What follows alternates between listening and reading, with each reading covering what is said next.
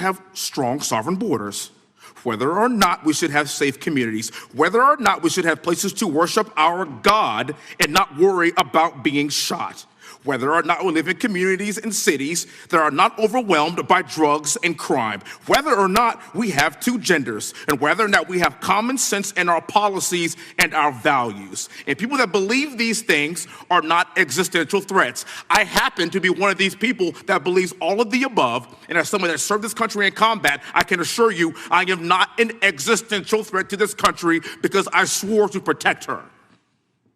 I also want to point out, how many cities have you seen burned to the ground since Charlie Kirk's death? 0.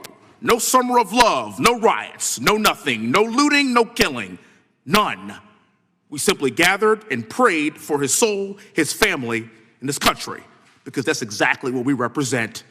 And while we might be angry, this righteous anger will carry on Charlie's message and legacy. I want everybody to know something very simple. Charlie is not dead because of what he said. He is dead because people listened. My time is limited, so I have a few questions for you, sir. And again, thank you very much for being here. I really appreciate your time and your service. In your experience in the FBI, have you noticed a precipitous rise in political violence and other associated crimes that you have been investigating so far this year?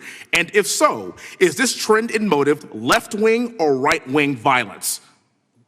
I can always speak generally, sir. There is too much political violence, and it has been a precipitous rise on too many fronts. How do we solve this? We solve this by giving the FBI more authorities to go into and work with the private sector. There are too many online platforms. There are too many social media platforms. There are too many gaming platforms. There are too many places for people from America and around the world to get together without their parents knowing anything about it, without their school teachers knowing anything about it, and infesting the minds of our children and infecting them with radical ideology, and that is the root cause of these problems, and we must tackle it. It is not a 1950s America anymore. In 2025, the cyberspace needs to be tackled. Thank you. Switching gears, when your predecessor sat right there in that seat a couple of years, last year in a committee hearing, I asked him a very detailed question about Matthew Thomas Crooks, the shooter responsible for the assassination attempt on President Trump's life. I did get an answer from Chris Wray that day, and I submitted written questions to the FBI and into the record of this committee, and I want to resubmit those questions today because I think we are still awaiting answers to those questions. So, Mr. Chairman, I'd like to submit them for the record, please. I'd like to ask you, sir, and the FBI, under your leadership, would you please respond to these questions, and can you commit to doing that? As soon as the trial's over. Thank you very much. I will end with this. Charlie Kirk is not dead because of what he said. Charlie Kirk is dead because people listened. He set up a tent that said, "Prove me wrong," and exercised his First Amendment right. That's all he did. And we will continue to do so in this country in order to preserve this constitutional republic. And with that, I yield back. Thank you. Gentleman yields back. The gentleman from Florida is recognized. Thank you, Mr. Chairman. Before I begin, I want to caution my colleagues on one-sided violence in this country. We just heard that there were no riots on the right. We're literally sitting in the building where there was a giant riot by supporters of the president, the right. We also heard that only leftists, have said that Trump is a Nazi. In 2016, the current vice president of the United States said, Trump is either a cynical asshole or he's America's Hitler. And so this is the problem. I don't want to have to say this garbage, but you want me to sit here and get painted with one brush, the whole left. No, there are extremes on the left, and there are extremes on the right. And we collectively should tackle that. But to come here and just look at us and say we all support what's going on in the extremes is why we can't solve anything in this building. Director, let me say first, thank you for being here, and my condolences on the loss of your friend. And I'm happy to hear that you want to do more on the social media platforms, okay? It's crazy what's going on the social media platforms. There are so many conspiracy theories on what's going on with Charlie Kirk. Israel assassinated him, right? There are conspiracy theories about your personal social life all day. It is totally rampant. Big names on the right, Candace Owens, right? Talking about how what's been released as far as the dialogue between the perpetrator and his roommate is manufactured by the FBI, manufactured by the administration. It is totally rampant, allowing foreign governments to just perpetrate these platforms, all of these bots, all of the time to weaponize Americans. You see what's going on here? This is a byproduct of all of that. What's going on in the streets is a byproduct of all of that. What's happening is you see people celebrate Luigi Mangione is a byproduct of all of that. And so if we want to do something, then we should talk about Section 230. We should talk about how we're going to make sure that we don't let foreign governments poison our children's mind. And so I will work with you on that, Director. I'll work with you on 230 any day. No problem. So now, that was the good part. I want to take your attention back a second, okay? Breaking news. Kash Patel is nominated to be the FBI Director. Dan Bongino is nominated to be the number 2 at the FBI. MAGA celebrates, rejoices, bells are ringing out. The team, Patel, Bongino, that sought out every podcast microphone to talk about the Epstein list.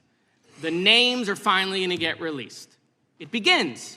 They produce white binders. Phase 1 with the podcasters. This is not actually one of them, of course. I made this. Your name's on it, right?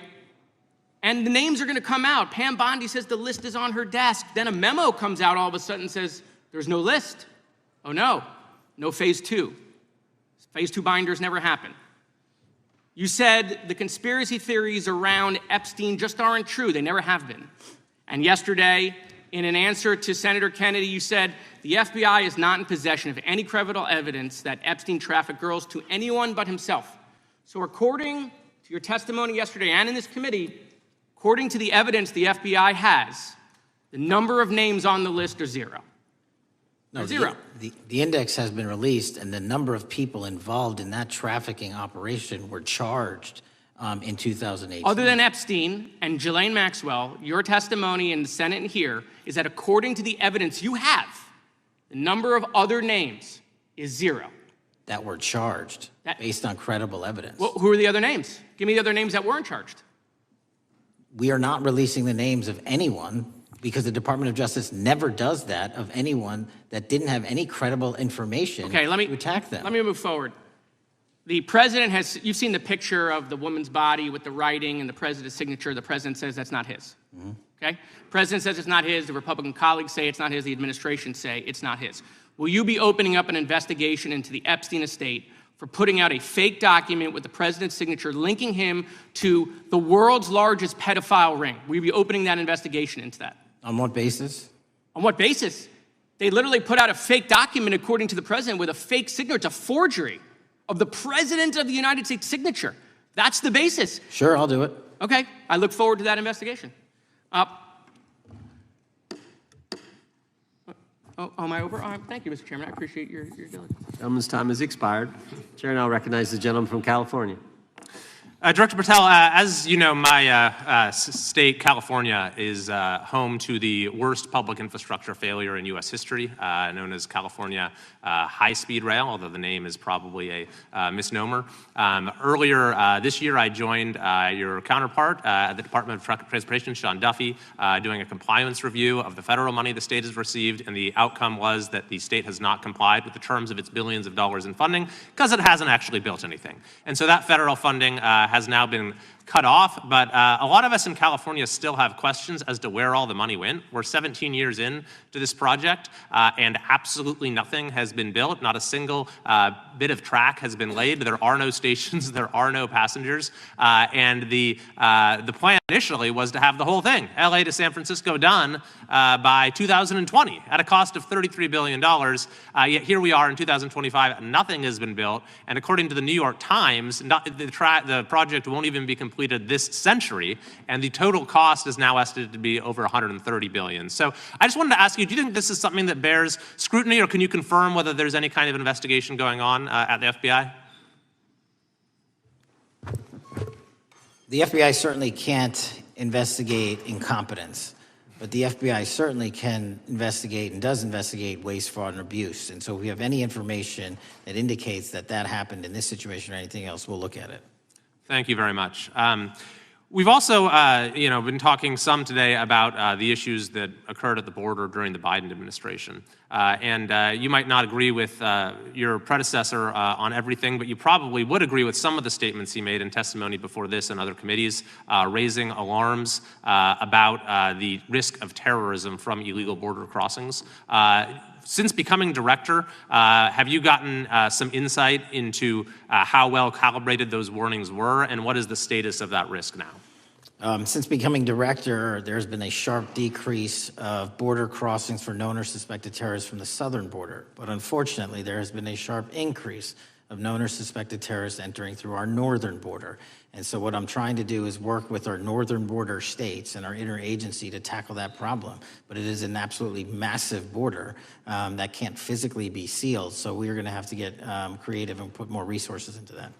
And in a similar vein, there were over 500,000 unaccompanied children that crossed the southern border during the Biden administration. As we know, many were trafficked either through forced labor or sex trafficking. Do you have any insight as to what the scale of that problem was and how have things changed over the last several months? Other than what you outlined in terms of how it was described, I don't have any additional details. In terms of how many people are being trafficked into this country, especially unaccompanied missing children, that number has drastically reduced because the coyotes that smuggle these children for their criminal activity are the same ones that smuggle in narcotics, or the same one that traffic older age women. They're all interconnected. And because of the sealing of the southern border by this administration, that has come to a near halt. That is a very important point, that we have seen far fewer victims of human trafficking because we've finally prioritized border security. And by the way, you have children who are getting rescued because of the immigration enforcement activities that unfortunately some politicians in my state are trying to stop, thereby stopping those kids from getting rescued. We've seen, of course, a substantial reduction in crime here in Washington, D.C. since the FBI and the National Guard got involved. I'm kind of asking you to state the obvious here, but what is the mechanism there? Why have we seen a reduction of crime when D.C. has had such a huge crime problem for years, and then almost overnight we see such a big difference? Because of the dedication and resources from President Trump's administration to utilize all federal, state, and local assets in a heavily crime-ridden area. I mean, if we did not have a crime-ridden area, then homicides, carjackings, and gun violence would not be dropping by 40, 50, 60%. And when you allow the police, the MPD, to work with federal authorities and allow the National Guard to set up your perimeter, this is what you can do in a few short weeks. And we at the FBI, under Operation Summer Heat, have set those Phase 01 operations in motion 4 months ago, quietly at the direction of President Trump. So we are scattered across cities across this country doing just that. But we're going to need more help to complete the job. Yeah, in too many places in this country, crime has just been treated as sort of a norm, that this is the way things have to be. What's happened in D.C. shows that is not the case if we have the right policies and the right priorities. Finally, this is tragically the second time in as many years that we've had an FBI director here following either an assassination or an assassination attempt. And so since there's been some time now since from the attempted assassination on President Trump at Butler, would you say that the public's understanding of what took place on that day is fairly consistent with all of the facts as you know them, or do you believe there's still material facts that have not been made public or are not fully understood by the public? No, I think it's fairly consistent. Thank you. I yield. Gentleman yields back. The lady from Texas is recognized. Man, oh man, there has been so much today, and I truly don't know where to start. So I'm just going to make sure that we start off with a few facts. So a couple of facts that we need to make clear for everyone is that, number one, Director Christopher Wray when he was appointed to be the head of the FBI, was appointed by Donald Trump. Now, I will agree that I definitely take issue with a number of decisions that Donald Trump makes, especially when it comes to the people that he decides to appoint to very important positions, including this one, because I did have to make sure that I wasn't going crazy. But when I say that you are the least qualified FBI director in the history of the FBI, that is real, because you are the only one that never even served with the FBI prior to joining, yet we are supposed to believe that That's you are false. the greatest thing since sliced bread. I didn't ask you a question. Now, what I want to go false. through is to talk about why you are a failure and why, honestly, we just need to tell you bye-bye. I know that you got a little upset and you put on your show for your boss because it seems like you're trying to save your job when it came to talking to Senator Booker yesterday. But let's go through some of your failures. So before you were even confirmed, and I think one of my colleague from Georgia, pointed out that you are already targeting career officials so that you could direct illegal firings. Mind you, these cases that you were so upset about, which are the ones tied to Trump, the cases came through his handpicked FBI director. And frankly, when people sit around and say things like, oh, you know, we're happy because now we feel safe. I don't know who feels safe in this country except for the white supremacists, because I specifically as a black woman definitely don't feel safe. And frankly, my colleagues have been real nice to you today, and I applaud them, but I don't have the same demeanor because I know that multiple colleagues on this side of the aisle have faced death threats. In fact, somebody tried to kill one of my colleagues. And frankly, I don't know if this FBI or under your leadership, if those people would have been caught. I don't have any confidence in you. And if we start talking about the reasons that I lack confidence, we could start with you not just wanting to acknowledge some simple facts. Simple facts like the vast majority of the threats are coming from right-wing extremism. And I know my colleagues have tried to stress this, but I decided that I would maybe do it in a different way. Number one, I have a couple of UCs. Kim Buck, one of multiple Republicans receiving death threats for voting against Jim Jordan as House Speaker. Without objection.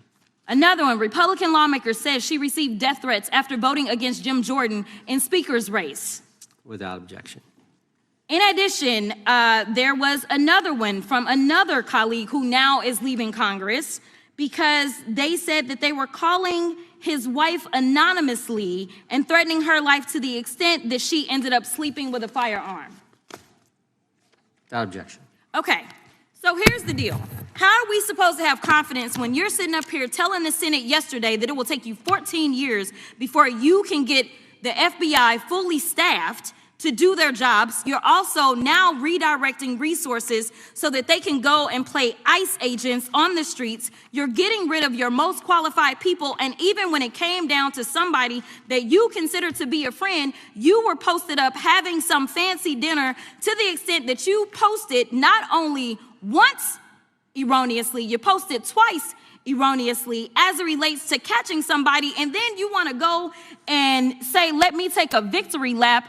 Because honestly, if it wasn't for parents deciding that they were going to turn in their child, it seems like y'all wouldn't have got there, even though he literally confessed online. So I'm confused about what it is that the FBI is doing except for trying to put on a show for the apprentice or whatever you want to call him. The day after all of this took place, there was domestic terrorism that was taking place at HBCUs. They were targeted. Yet I didn't hear anything from the FBI about what was going on. And again, black people kept saying, how did we end up in this? Because the numbers are so very clear that white supremacy is a problem. And honestly, I've not heard anything out of you today that makes me believe that you're going to do anything about the white supremacy problem, the one that is leading to children being killed, children being shot, as well as members of their community as they're worshiping in their churches. The time of the gentlelady has expired. If the gentleman would like to respond to any of that. Well, I mean, I'll respond. Kash Patel, as I said when I introduced him, public defender, former prosecutor, top staffer on the House Intelligence Committee, Deputy Director of National Intelligence with the National Security Council, Chief of Staff at the Department of Defense, and FBI Director. I think that's a pretty good resume for the guy who's now running the top law enforcement agency in our country. And we've seen all the stats that he's given to the committee on how much better they're doing at getting the bad guys than the previous guy was doing.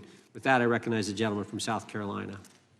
Thank you, Mr. Chairman. Director Patel, I think you're witnessing some auditions, clickbait auditions for the Academy Award for my Democratic colleagues. We'll see how they fare as they're on MSNBC later on today.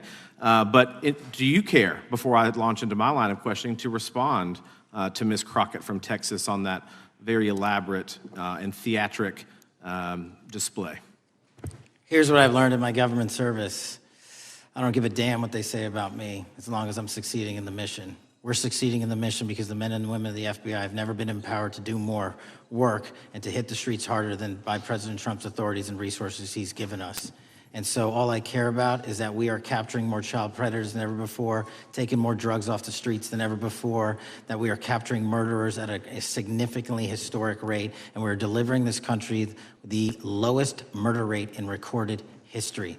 That are facts that you cannot dispute. But you can come at me all you want. I don't care. Thank you, Director, for that, and we appreciate your service. We appreciate the results speak for themselves, I think, pretty plainly, and your commitment not only to results, but to transparency, so we do appreciate that. Director, who was John Durham? He was a former federal prosecutor, United States attorney, and ultimately appointed special counsel in the first Trump administration. Correct, and what there was a document that he released in his findings called the Durham Report. What was the Durham Report briefly, and what were the findings very briefly? It was every special counsel that's appointed produces a report to the Attorney General. Special counsel's Durham Report largely focused on Crossfire Hurricane and included extensive summary findings in classified and unclassified manner, and we released the classified version, finally declassifying it for the American public in this committee. Correct, and you released that in July of this year. I think so. Yes, sir. Isn't it true that in the classified Durham Annex, as it's referred to, that in 2016 the Obama administration obtained intelligence information from a source contained in two separate memoranda, one in January of 2016 and one in March? The two memoranda described confidential conversations between DNC Chair Debbie Wasserman Schultz and two individuals from the Soros Open Society Foundation. Isn't that true? As written in the report, I'll let it speak for itself. In the Durham Annex in January of 2016, the memorandum noted in part that President Barack Obama intended to scuttle the FBI's investigation into Hillary Clinton's private email server and mishandling of highly classified information during her time as Secretary of State. Isn't that found in the report? I believe so. Isn't it also found in the report that in March of 2016, the memorandum also included references to the same Obama effort to shut down the Clinton investigation, but additionally outlined a plan to falsely connect Trump to Russia? Isn't that in the Durham Annex? I think it's in more than the Durham Report, but yes. The memo also stated in part that, quote, the Democrat Party's opposition is focused on discrediting Trump, among other things. The Clinton staff, with the support from special services, is preparing scandalous revelations of business connections between Trump and the Russian mafia. Isn't that also found in the now unclassified Durham Annex? I believe so, sir. According to the Durham Annex, based on analysis and translation of the intelligence, FBI analysts believed that special services could either mean the FBI or CIA, or the Trump dossier author Christopher Steele. Isn't that in the Durham Annex? I believe so, sir. When the Obama administration received intelligence in March of 2018, Fusion GPS was preparing open source opposition research regarding purported ties between Trump and Russians. The research was paid by the Clintons' campaign and the DNC. Isn't that open source and also in the Durham Annex? I believe both. Okay. And so also in the Durham Annex, which I found interesting, was the potential campaign plan was shared with high-ranking career officials at DOJ. Isn't that in the Durham Annex? I believe so, sir. The Durham Annex describes that in July of 2016, emails allegedly between Leonard Bernardo, senior vice president of George Soros's Open Society Foundation, included data providing specificity on the Clinton plan in an attempt to smear Donald Trump by falsely linking him to Russia. Isn't that in the Durham report? I believe so. And so, briefly, this additional evidence that you've unclassified and released to the American public, what does that purport to show or augment about the Durham report that you can share with the American people? Put simply, that the FBI was weaponized. Against a political campaign. Yes, sir. Thank you for that, Mr. Chairman. I yield back. Gentleman yields back. The I have UCs. gentlelady from Texas recognized for unanimous consent. Yes. First one is Russia's ghostwriter hacker group takes aim at German election. This is from Politico. Objection. The next one is Director of National Intelligence, 30 days until election 2024, which specifically states that our assessments about activities and goals of Russia, Iran, and China are unchanged from earlier election security updates, and that they were meddling. Without objection. And I've got three more. The last three are that how Russia is using artificial intelligence to interfere in elections. Moscow's attempts to interfere in U.S. and other elections are nothing new, though their tactics and strategy are constantly evolving. Without objection. The next one is Russian interference coming soon to an election near you. Russia pursues a systemic strategy of undermining elections and influencing public opinion in the West. EU and NATO countries must recognize that Moscow often acts through agents within their own borders and build resilience to such interference. And what's the source? This one is Carnegie. Didn't do it in the 4 years of the entire prior administration. Nationwide, we've been executing our Operation Summer Heat, the FBI's national focus on targeting violent crime based on intelligence-driven operations. Ask the citizens of Seattle, Miami, Memphis, Charlotte, Chicago, New Orleans, to specifically highlight New Orleans and Nashville. There has been a 250% increase in violent crime arrests in those cities alone, and other mid-major cities that I've just listed. In just a few short months, we have already unleashed 1,000 FBI personnel across this country. Every single state across this country is getting a plus up. This is a fiction that the FBI is short or that we are compromising the men and women in the field. They do not need to be in Washington, D.C., so we're sending them into the field to each and every one of your states. Because of that, crime is at an all-time low. We had to do it because of the explosion of crime. And maybe the most important stat for Americans to realize: in just 7 months, we are on track to produce the lowest murder rate in modern U.S. history by double digits. Those are results not of mine. Those are results of the men and women of the FBI. If you want to criticize me, bring it on, but do not attack the brave leaders in the field. We are also working 24/7, 365 on the opioid epidemic that is killing more than hundreds of thousands of people a year. We have seized 1,600 kilograms of fentanyl off the streets so far in 7 months. Year to date, 25% increase. To put that in perspective, that's enough to kill a third of the American population, 120 million Americans. 100,000 kilograms of cocaine and meth gone off the streets. Earlier this year, I highlighted in Cincinnati, Ohio, how we're getting creative to chase down those that were willing to do harm to our citizens, not just by striking at the heart of the fentanyl producers, but the fentanyl precursor companies in China. And we indicted for the first time multiple companies and individuals, not just in America, but in mainland China, that are producing the ingredients that produce and make fentanyl that kill our children. And we're gonna keep going. Counterterrorism work, cyber attacks, and foreign adversaries are something the FBI must never sleep on, and we are not sleeping. In the counterintelligence space alone, this year, year to date, 30% increase in counterintelligence arrests from the DPRK, Russia, Iran, and China. And I want the American people to know, in this setting, there's a lot of work that the brave men and women in the FBI are doing we just can't get into, but they don't stop. Our cyber threats, ransomware attacks, those harming our children online. We have nearly a 20% increase in indictments and arrests in 7 months alone this year. We're going after those that harm our malware, infrastructure systems, telecom systems, and energy structure. Combating SALT and Vault typhoons are just a little bit of the examples we're doing. Maybe most importantly, under the counterterrorism and domestic terrorism umbrella, are nihilist, violent extremists, and those that label themselves 764, who wish to go online and convince children to maim and mutilate themselves and commit suicide. And we are producing record numbers of arrests under that umbrella organization. We even stopped an individual in the 764 network who wanted to conspire to kill an adolescent girl. He is now in custody. Transparency remains one of my main priorities at the FBI. And this is what I've done in my 7 months at the helm. We've produced more than 33,000 pages of documents to Congress to a variety of committees, including, I believe, 7,500 to this committee alone, if memory serves me correct.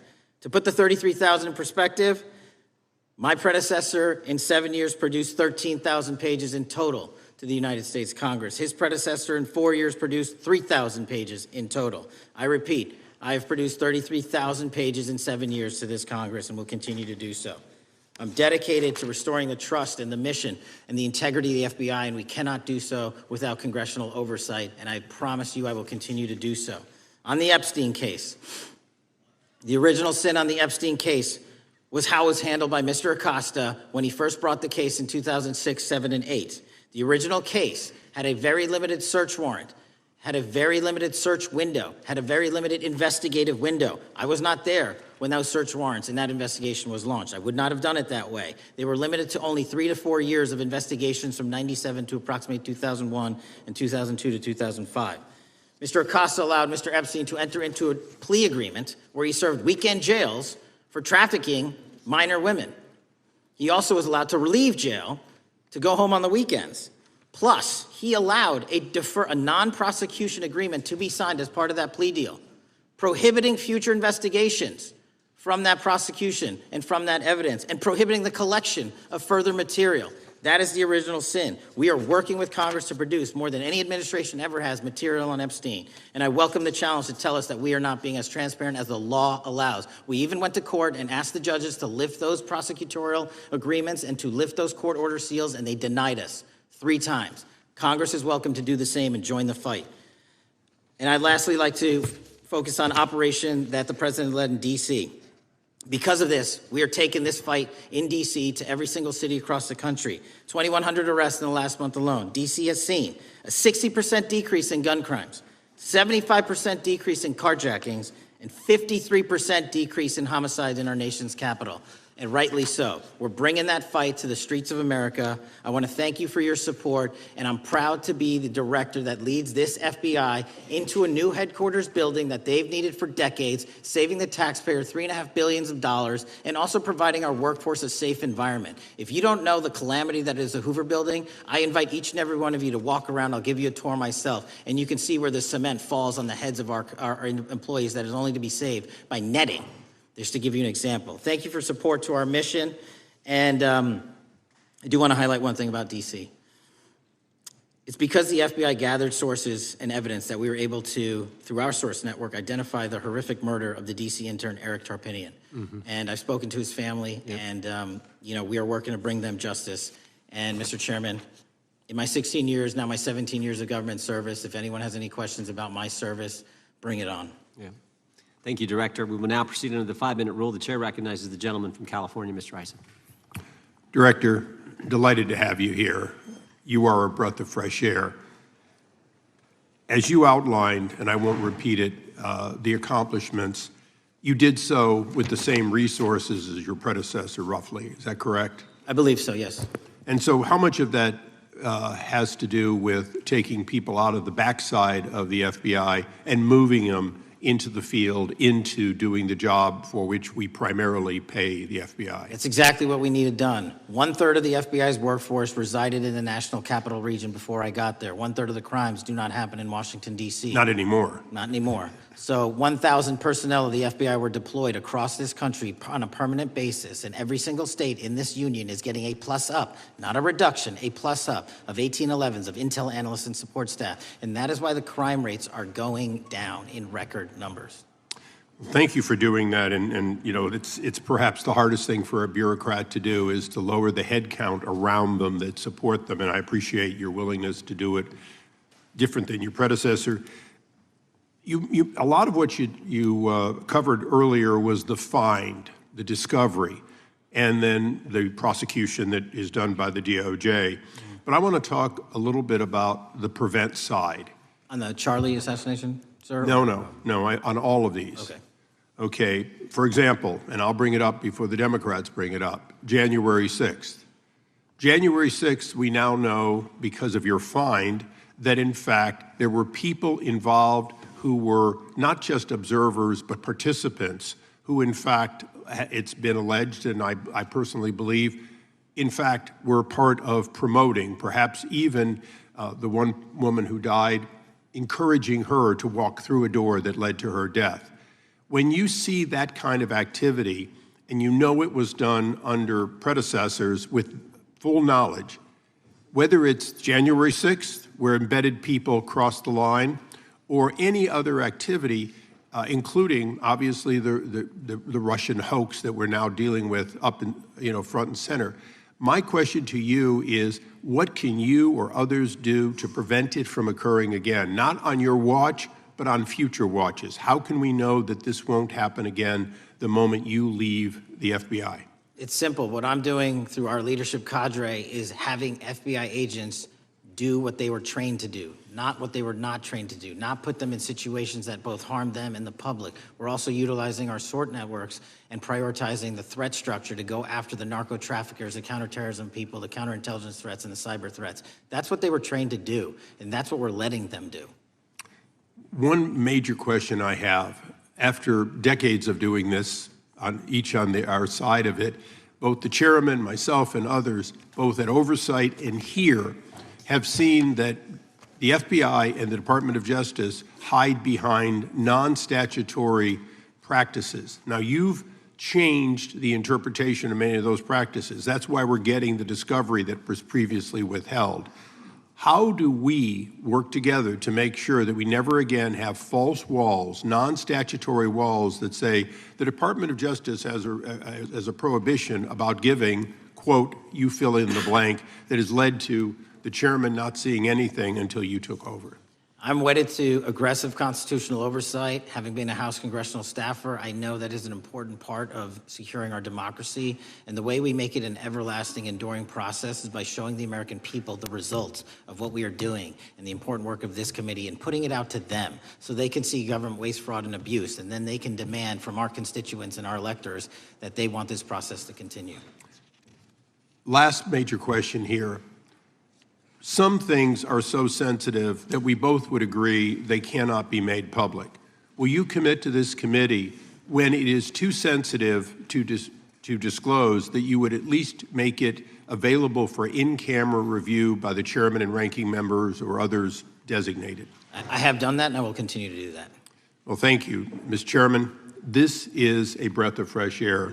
This is the beginning of what we need. But my questions today for the director are ones in which I believe that we do need to codify by agreement or by statute if necessary the kind of openness and transparency that we're seeing from this administration, the kind of discovery that's allowing us to do our oversight properly. And I would hope that that be the follow-up to this, obviously along with the Attorney General. And I yield back my 4 seconds. Thank you. The gentleman yields back. The gentleman from New York is recognized. Thank you, Mr. Chairman. Welcome, Director Patel. In the wake of the tragic murder of Charlie Kirk, Donald Trump said, quote, "Violence and murder are the tragic consequences of demonizing those with whom you disagree, day after day, year after year, in the most hateful and despicable way possible," close quote. I would note for the record that Donald Trump has famously demonized practically every person he has ever disagreed with, and therefore, using his own logic, he has put their lives at risk. I should know, about 2 weeks ago, when I announced my decision not to go, when I announced my decision not to seek re-election, many people on both sides of the aisle, including the chairman, offered me well wishes and thanked me for my service. Donald Trump, on the other hand, took to Truth Social to call me a, quote, psychopathic nut job, among other things. Yesterday, I received a threatening note filled with anti-Semitic comments and hateful attacks that mimicked some of the same language used by the president. I am sure many of us on this committee face similar threats every day. We have seen political assaults on both the left and the right. The attack on Charlie Kirk, the attempted assassination of the president, the murder of the Democratic Speaker of the Minnesota House, the assault on Paul Pelosi, and the attack on the Capitol on January 6th, for example. Director Patel, do you agree that there is political violence from both the left and the right? There's too much political violence. Do you agree, yes or no, that there's violence? There is too much political violence based on ideologies from either side. From either side, okay. Are you aware of the study by the Cato Institute, a well-known conservative group, that found that 69% of the violence is from the right? I'm not familiar with that study. You're not familiar, okay. I would commend it to you. Are you aware the administration has threatened to use violence as an excuse to crack down on liberty and freedom of speech? Say that again, I'm sorry? Are you aware the administration has threatened to use violence as an excuse to crack down on liberty and freedom of speech? Nobody at the FBI is doing that. I didn't ask you about the FBI, I said the administration. I speak for the FBI. I would like to enter the record an article from today's New York Times titled, Trump Invokes Kirk's Killing and Justifying Measures to Silence Opponents. In the wake of Charlie Kirk's killing, President Trump and his allies have laid out a broad plan to target liberal groups, monitor speech, revoke visas, and designate certain groups as domestic terrorists. I ask unanimous consent to insert this into the record. Thank you. Politicizing the murder of Charlie King to go after free speech is not a legacy I believe Charlie King would have wanted. Moving on, I want to address another topic. The FBI has traditionally played a key role in prosecuting public officials for corruption. But I fear that at a time when the president is accepting planes from Qatar for his post-presidential personal use, issuing pardons to major donors, and personally profiting from the office of the presidency, the FBI may be abandoning its commitment to investigating public corruption. Since its creation in the wake of the Watergate scandal, the Public Integrity Section has been one of the crown jewels of the Department of Justice, investigating and prosecuting corruption among the nation's public officials and acting as a key safeguard against politicized prosecutions. This section's work has been supported by an elite squad in the FBI devoted specifically to rooting out corruption. But according to reports, the Public Integrity Section has now been decimated, and the FBI's Public Corruption Squad has been dismantled. I would like to submit for the record a New York Times article entitled, FBI Dismantles Elite Public Corruption Squad. I ask unanimous consent. Thank you. These actions are an invitation to corrupt politicians to break the law, since they know that the government is asleep at the switch. Last month, Senator Warren and I, along with dozens of other members of Congress, wrote to you and Attorney General Bondi expressing grave concern over your decision to effectively legalize corruption and to politicize prosecutorial decisions. And he asks unanimous consent to enter this letter into the record. Thank you. I don't have time today to walk through all your questions, all of our questions and concerns, but will you commit to answering this letter in short order so that we can understand what factors led to this decision and how it has impacted the ability to hold corrupt officials accountable? I will review your letter with my team and respond as soon as I can. You will respond. Thank you. I yield back the balance of my time. Gentleman yields back. Gentleman from Arizona is recognized for 5 minutes. Thank you, Mr. Chairman, and thank you, Director, for being here. I appreciate the change in the FBI and the tone since you've been there. We heard the ranking member, however, describe the FBI under your leadership as being resorting to political enforcement and you personally as being paranoid. I would just suggest that perhaps that is the projections of the ranking member himself and not you, sir. I want to refer to something that was said yesterday in yesterday's hearing by Senator Grassley. He said, it's well understood that your predecessor left you an FBI infected with politics. At your nomination hearing, he gave you records, made public records about whistleblowers regarding something called Arctic frost. Arctic Frost was the FBI case opened and approved by anti-Trump FBI agent Thibault, and Arctic Frost became Jack Smith's elector case. The new records show that Arctic Frost was much broader than just an electoral matter. In fact, it was expanded to Republican organizations. Some examples of the groups that the Ray FBI sought to place under political investigation included the Republican National Committee, Republican Attorneys General Association, and Trump political groups. In total, 92 Republican targets, including Republican groups, Republican-linked individuals, were placed under the investigative scope of Arctic Frost. On that political list for investigation was one of Charlie Kirk's groups, Turning Point USA. In other words, Arctic Frost wasn't just a case to politically investigate Trump. It was the vehicle by which partisan FBI agents and DOJ prosecutors could achieve their partisan ends and improperly investigate the entire Republican political apparatus. I'd ask that, Mr. Chairman, that document be administered. Without objection. So, I know that this may be under current investigation, but I wish to ask specific questions about this for just a moment. What search tools were used in Arctic Frost to view private communications of targets? I believe the traditional search tools, search warrants, lawful service of process, and the tools that the FBI has in our infrastructure systems, cybersecurity systems, and counterintelligence systems. But generally speaking, if I may, I want to use this to highlight the fact that I'm continuing my promise to work with Congress to produce documents simultaneously and also conduct ongoing investigations. I'm giving you as much as I can, and I'll give you more when I can. Thank you. Another question regarding that is, were there any directives from the Biden White House concerning the Arctic Frost investigation? Were there any, directives or communications from the Biden White House itself concerning the Arctic Frost investigation? I'll just rely on what was turned over to date, sir. Okay. So I want to add here, the search warrants that were used included the seizing of a U.S. member of Congress, his phone. I think we all know who that was and how that was taken away and used for political purposes, Mr. Chairman, Mr. Director. So we'll leave that for a second, and let's go over to the Charlie Kirk case for just a second. Let's emphasize this.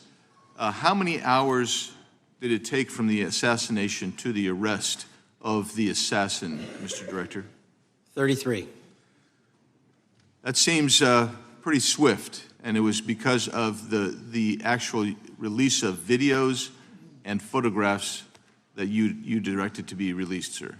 That's correct, and to put it in perspective, the Boston bomber took 5 days and Luigi Mangione took 5 days.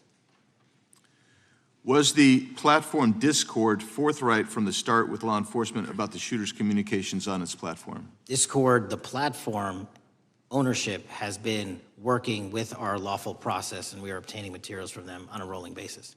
Thank you. And I want to get back here to Arctic Frost for just a second, Mr. Chairman.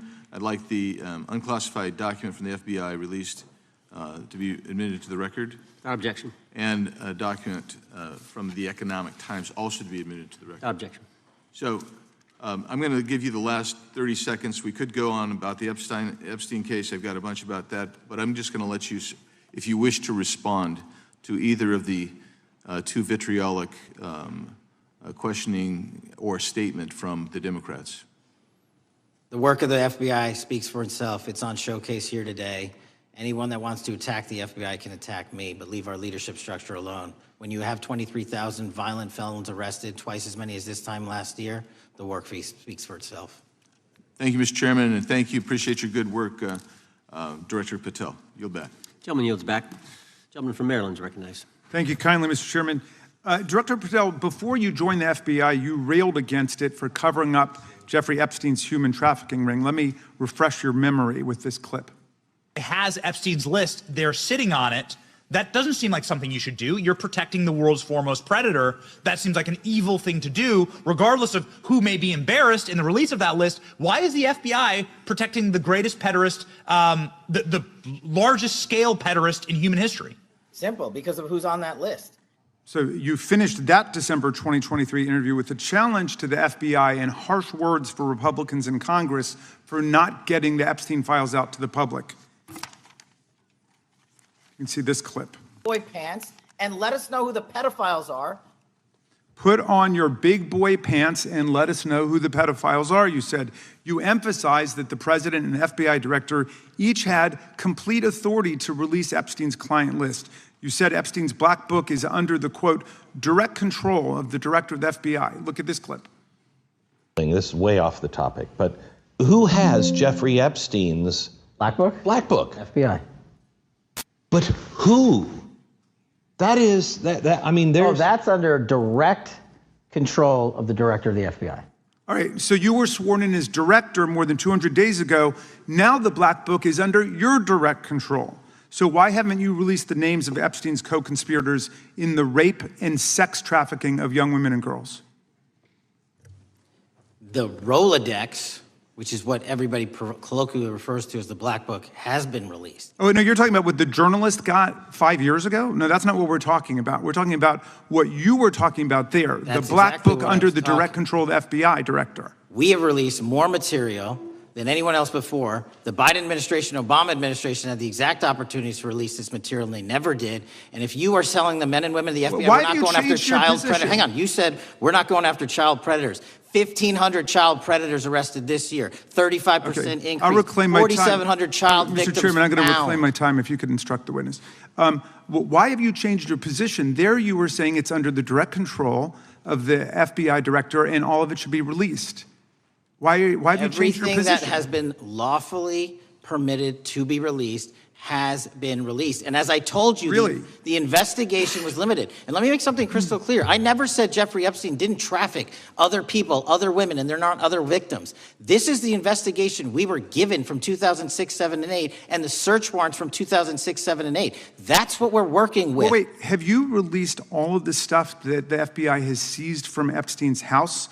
The computers, the emails, the file cabinets, the documents? What about the financial records? Have you released all of that? Everything the court has allowed us to Which release. court are you talking about? 3 separate federal courts have come in and said. We're talking about the evidence you've got. It's got nothing to do with what those courts have. Do you have any We're talking idea about how the evidence. law works? Wait. Do you want me to break the law in a federal judge's order? No, I want you to satisfy follow your own curiosity? word, Director Patel. You said up there it was under the direct control of the FBI director. He had the black book. Everything I have direct control over, we have gone to court. You haven't. Complete We your went sentence. to court. Everything you have direct control over, you said. Have gone to court, and everything we have direct Director control Patel, over. complete your and sentence. can You said lawfully everything- release. The We're gentleman- releasing. He'd like to complete his answer. You began the sentence, everything you have direct control over, and then you stopped that sentence. You've released everything that you have direct control over? I have direct control over and can lawfully release. If you're not familiar with the court orders, that's not my fault. Oh, I'm Go perfectly, look at them. I'm Go perfectly to familiar court. with them. But how did we prosecute Ghislaine Maxwell? She was prosecuted with the investigatory material that was collected from 2001 and 2005 because of the non-prosecution agreements and the court orders on the investigations and search warrants. We were not able to develop new information. And oh, by the way, Jeffrey Epstein was out for 12 years, and the Obama and Biden administration did nothing to look at his work, his pedophile network. If you want to blame me, that's fine. But now you're blaming the men and women who conducted No, this stop great that. search. I'm not blaming anybody other than you. You're not keeping your word. You said that you would release all of the materials Has under your anyone direct released control. more information on Epstein than I have? Has Well, anyone? Much did more. Comey, did Ray? Much Did more. they? Excuse me. Much more has come out in the days since the American people in Congress have been demanding it. But it's coming out in dribs and drabs. Why don't you just release the entire file as you promised to do?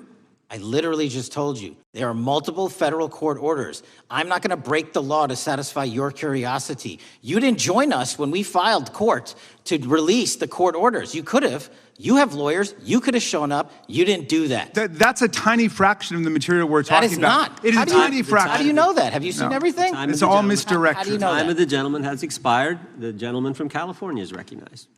Well, thank you. Mr. Director, just to be clear, how many of the Epstein files were released in the 4 years of the Biden administration? 0. And how many have you released? I don't have the number, but it's got to be thousands of pages of stuff. I was going to ask you to begin whether Americans are safer today than they were 9 months ago, but you cited dramatic increases in criminal arrests since you've taken office, a dramatic decrease in crime that's resulted. Who would have thought that taking criminals off the streets would reduce the crime rate? But somehow we have stumbled upon that new truth. But it begs the question, what was the FBI doing during the 4 years of the Biden administration to see that dramatic an increase in work under your tenure? The simple answer is I'm letting good cops be cops. We're working with our state and local law enforcement. We're energizing our partnerships. We're bringing on more task force officers. When you have more cops in the streets, when you're using ground-based intelligence, when you're not weaponizing law enforcement and focusing on D.C. and focusing on the rest of America, this is what happens. It is not a significant mind shift in terms of how we maneuver the FBI. They've wanted to do this work since they signed up. We're just letting them. And we've seen many prominent Democrats oppose your efforts to restore law and order to the streets of our nation's capital. I mean, all of us here have seen a dramatic change for the better here in Washington, D.C.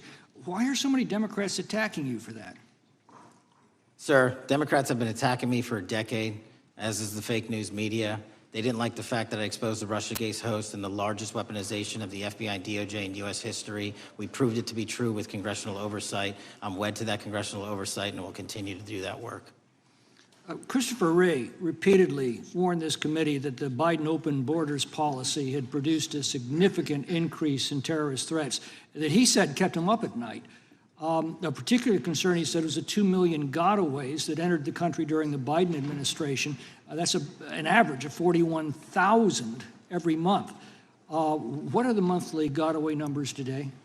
Sir, I'll have to get back to you on the exact gotaway numbers, but identifying that there are gotaways is step one. Going and manhunting them is step two, and that's what we're committing our resources to do. Well, that's my next question, is what progress has the administration made in apprehending and removing terrorist threats that came in during the Biden years? I think you're talking about, if you're not, let me know, known or suspected terrorists, and we've encountered almost zero at the southern border since the southern border has been sealed. But the problem that we are running into is our northern border. It's largely expansive. The enemy has adapted, and we need more focus on the northern border to stop known or suspected terrorists from coming in from places like China, Russia, the Middle East, Africa, Afghanistan. And what can you tell us about the remaining threat posed by potential terrorist cells here in the United States?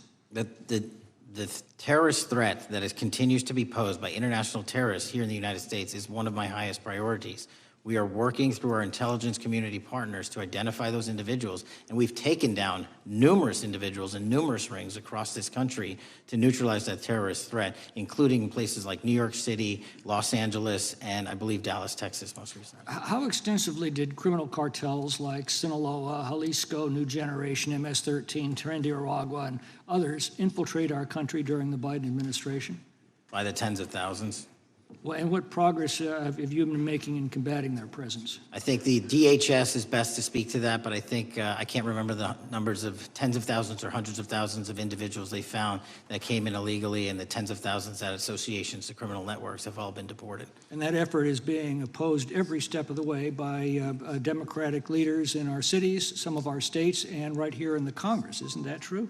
Well, we're just working where we can in every single city we can, and I welcome the opportunity to partner with Republicans or Democrats on fighting violent crime like we're doing. Mr. Biggs asked about Arctic frost. What else can you tell us about that and what we need to do to assure that it never happens again? Continue the congressional oversight work that you're doing on Arctic frost. Let me provide you with more documentation on Arctic frost, and also call in witnesses from the paperwork that we have given you. You have that right, and the American public deserves to hear what those people have to say. As for my ongoing investigation, there's not much I can say. What role did the FBI play in suppressing the Hunter Biden laptop story during the 2024 election? Off the top of my memory, sir, I believe the FBI was in possession of verified information from that laptop, and it was improperly publicized that they did not have information and masked it as Russian disinformation. We now know that was categorically false. I don't know why the FBI did that, when they did that, but we've released all the materials related to that. Thank you. Gentleman yields back. The gentleman from New York is recognized. Mr. Goldman. Mr. Patel, does Donald Trump appear anywhere in the Epstein files? I'm sorry, could you say that again? It's not a complicated question. Does Donald Trump appear anywhere in the Epstein files? I didn't say it was a complicated question. I just didn't hear you, so my apologies.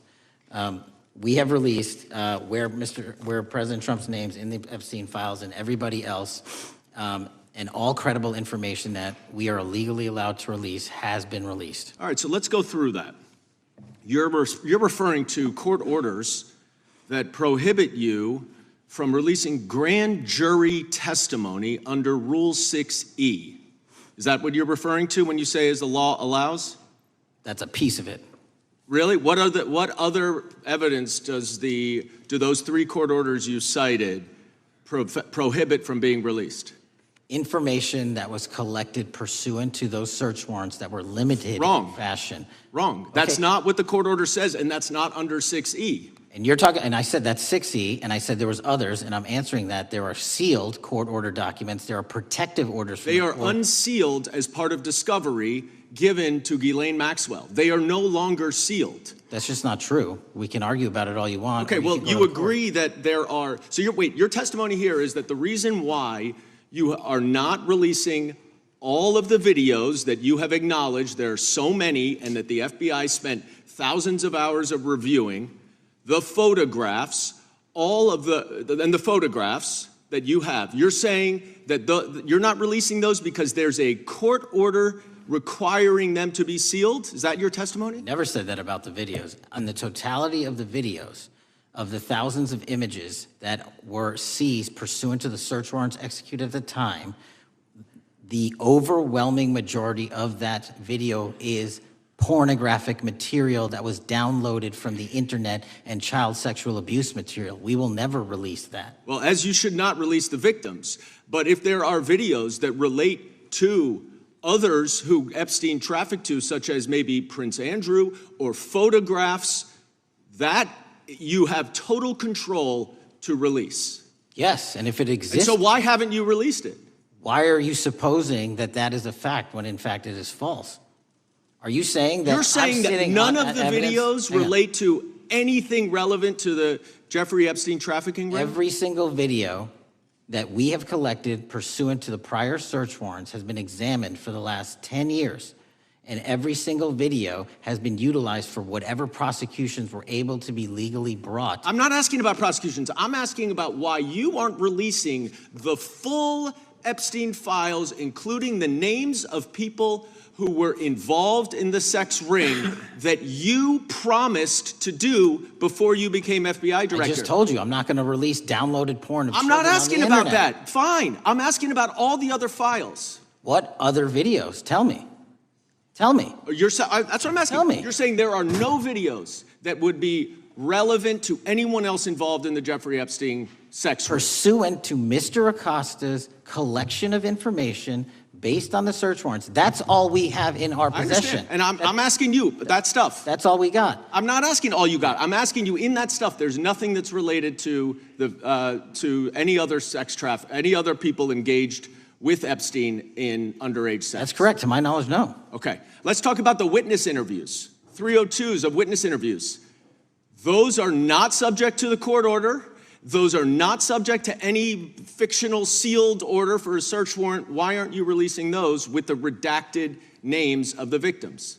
We are releasing as much as legally allowed. That's why we went back to the courts. How is that not legally allowed? Sir, do you know how court orders work? Do you know how protective orders Actually, work? Do you know how Mr. sealing Patel, orders I was work? a real prosecutor for 10 years. I know exactly how. So I was a court fake orders. one? And I want to understand what the court order prevents you from releasing witness statements that the FBI took. You should know that as a real prosecutor, when the court hand downs a protective order and a motion to seal, the material is sealed unless that Your judge testimony waives here it. is that all of those witness statements are under a court order, a protective order.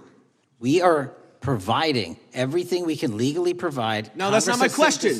My My question is, why are those witness statements that are not grand jury testimony, that if they were under a protective order are no longer under a protective order, why are they not being released? How are they not under a protective Why order? are you not going to the court like you did for the grand jury testimony to unseal those records? The DOJ did go to the court. No, not on those records. Why aren't you going? You just went on grand jury. Time of the gentleman is expired. You are hiding the Epstein files, Mr. Patel. Time of the gentleman is expired. You are part of the cover-up. Can I respond? You sure can.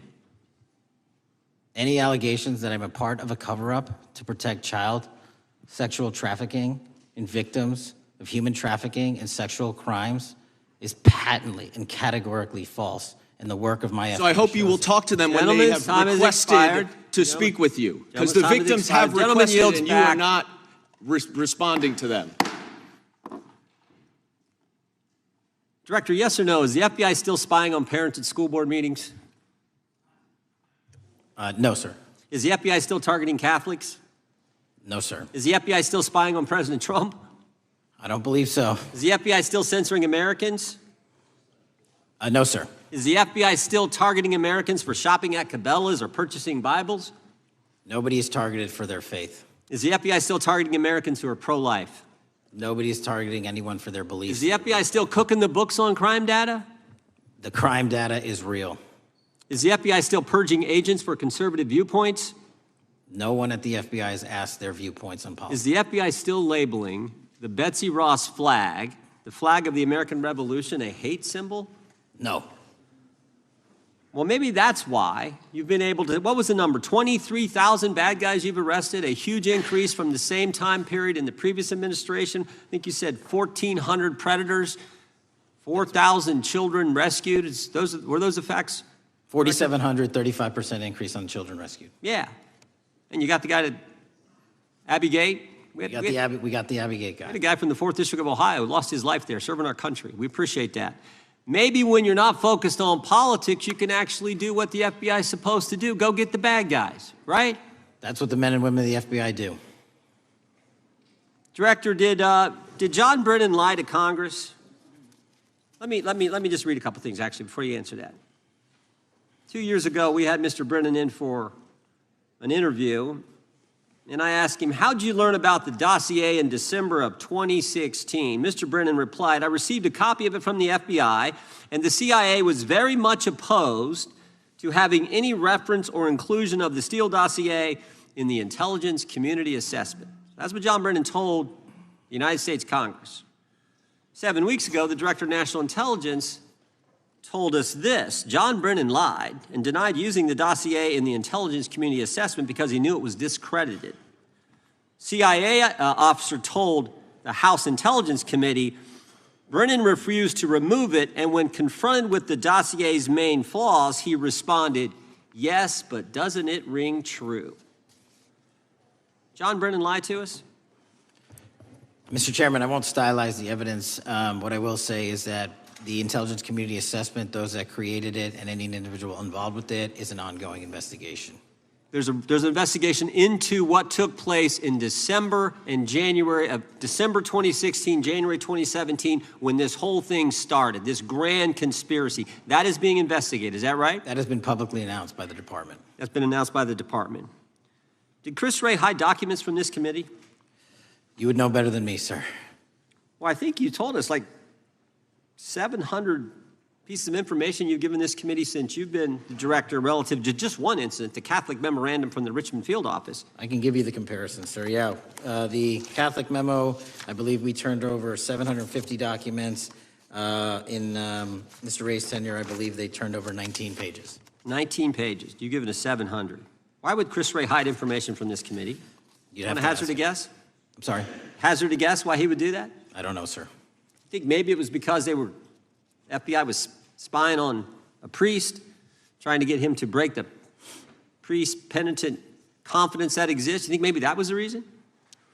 You'd have to ask him, sir. Yeah, we'd love to do that. I want to read a few names here. Arctic Haze, Tropic Vortex, Riding Hood, Foggy Falls, Echoes Fate, Sirens Lure, Genetic Christmas. What are these code names about, Director? You know? Not off the top of my head. Well, Arctic Haze, Tropic Vortex. My understanding, these are code names for leak investigations of classified information from the year 2017. Does that ring a bell?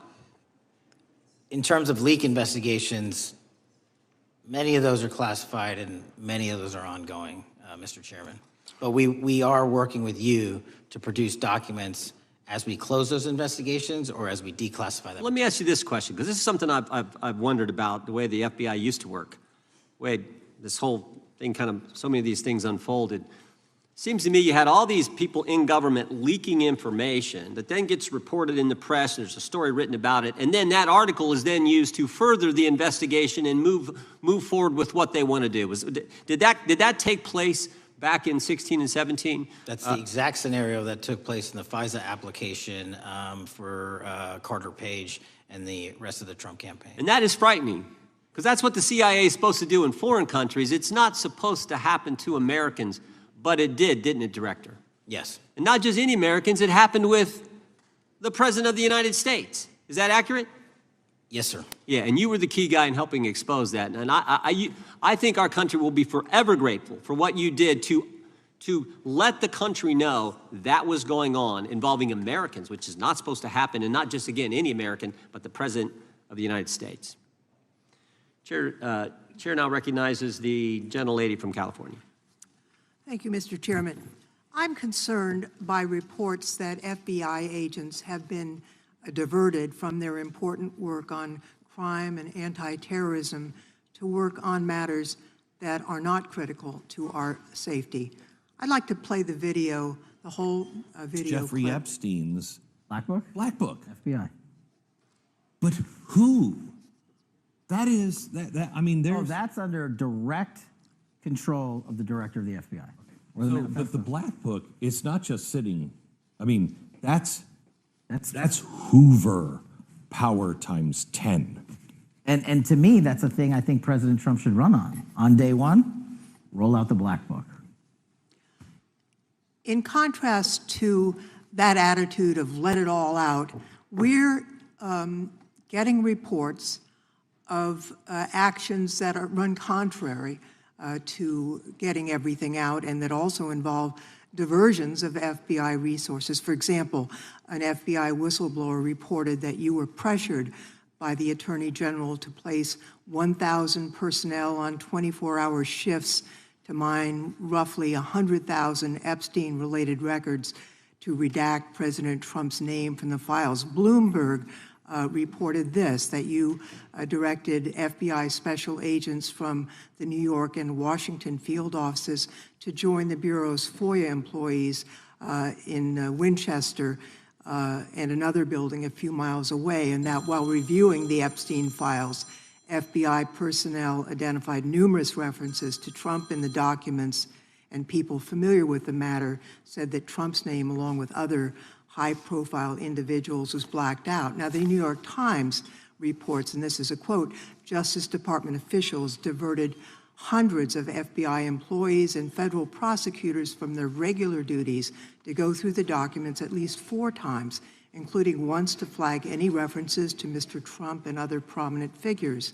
Details of the review were based on accounts by 3 former FBI and Justice Department officials who spoke on condition of anonymity because of fears of retaliation, and further that the FBI finished, after they finished its review of the files and materials, was sent to a team of Justice Department lawyers who double-checked the FBI's redactions and, quote, were instructed to flag any mentions of Mr. Trump and other celebrities.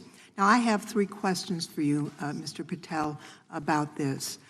First, how many times did President Trump's name appear in the Epstein files? Was it more than 100, more than 1,000? Were the agents who were pulled from their duties to redact the president's name from the Epstein files working on criminal cases or national security cases or child sex trafficking cases? And are the number of agents that have been reported diverted for these purposes, is that accurate? No.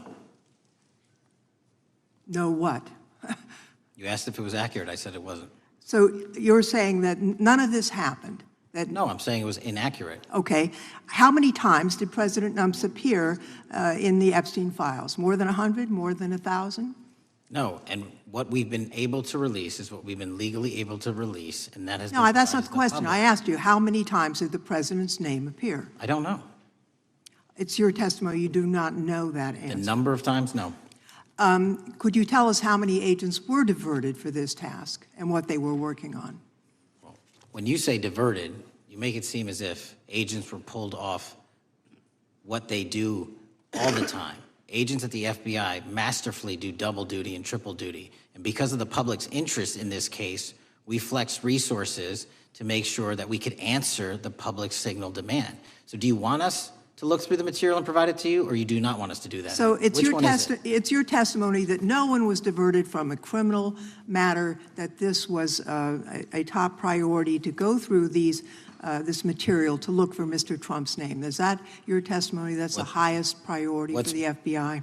What's one of the most impressive things about the FBI leadership and the careers that are in place is that they make the decisions on who to send where on priorities and make sure the mission needs are not hurt. And that's what happened here.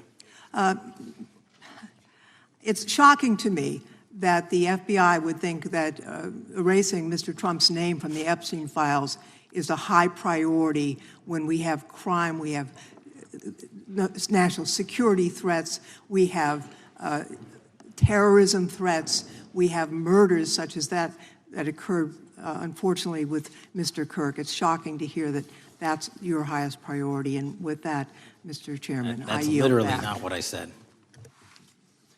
Gentleman yields back. Gentleman from Wisconsin is recognized. Director, is President Trump implicated in any wrongdoing related to Jeffrey Epstein? Based on the entirety of the evidence that we have, absolutely not. The president is not implicated. Correct. Thank you. I want to talk a little bit about China's malign influence here in America. And, we've seen spy balloons traverse the United States. We've seen police stations in communities around America. And sitting in the chair you're in just 2 years ago, there was a sheriff from Cochise County, Arizona, Mark Daniels, that was here, who said that the exponential increase in the amount of fentanyl that is coming into America is directly related to the open borders policies of the previous administration. Do you agree with Sheriff Daniels' characterization? In large part, yes. So since you've been director, has there been a reduction we've talked about how the border is largely secure now, right? The southern border, yes, sir. The southern border is largely secure. Has there been a concomitant reduction or a reduction in the amount of fentanyl that is coming into America? There has been a massive reduction to the tune of, we have seized more than 25% year-to-date this year than the prior year, and that's enough fentanyl to kill 120 million Americans. Does China play a role in this fentanyl that's coming to America? As I stated in my opening, sir, what they do and the companies in China, mainland China, do is produce the precursors and the cutting agents that they ship overseas through various countries into the Mexican drug cartels who produce it. So they basically are the cooks in terms of the ingredients. Tell us, what is the FBI doing to stop China from delivering death to America? So for the first time in a decade, I actually reached out to my counterpart at the Ministry of Public Security. No one at the FBI had done so.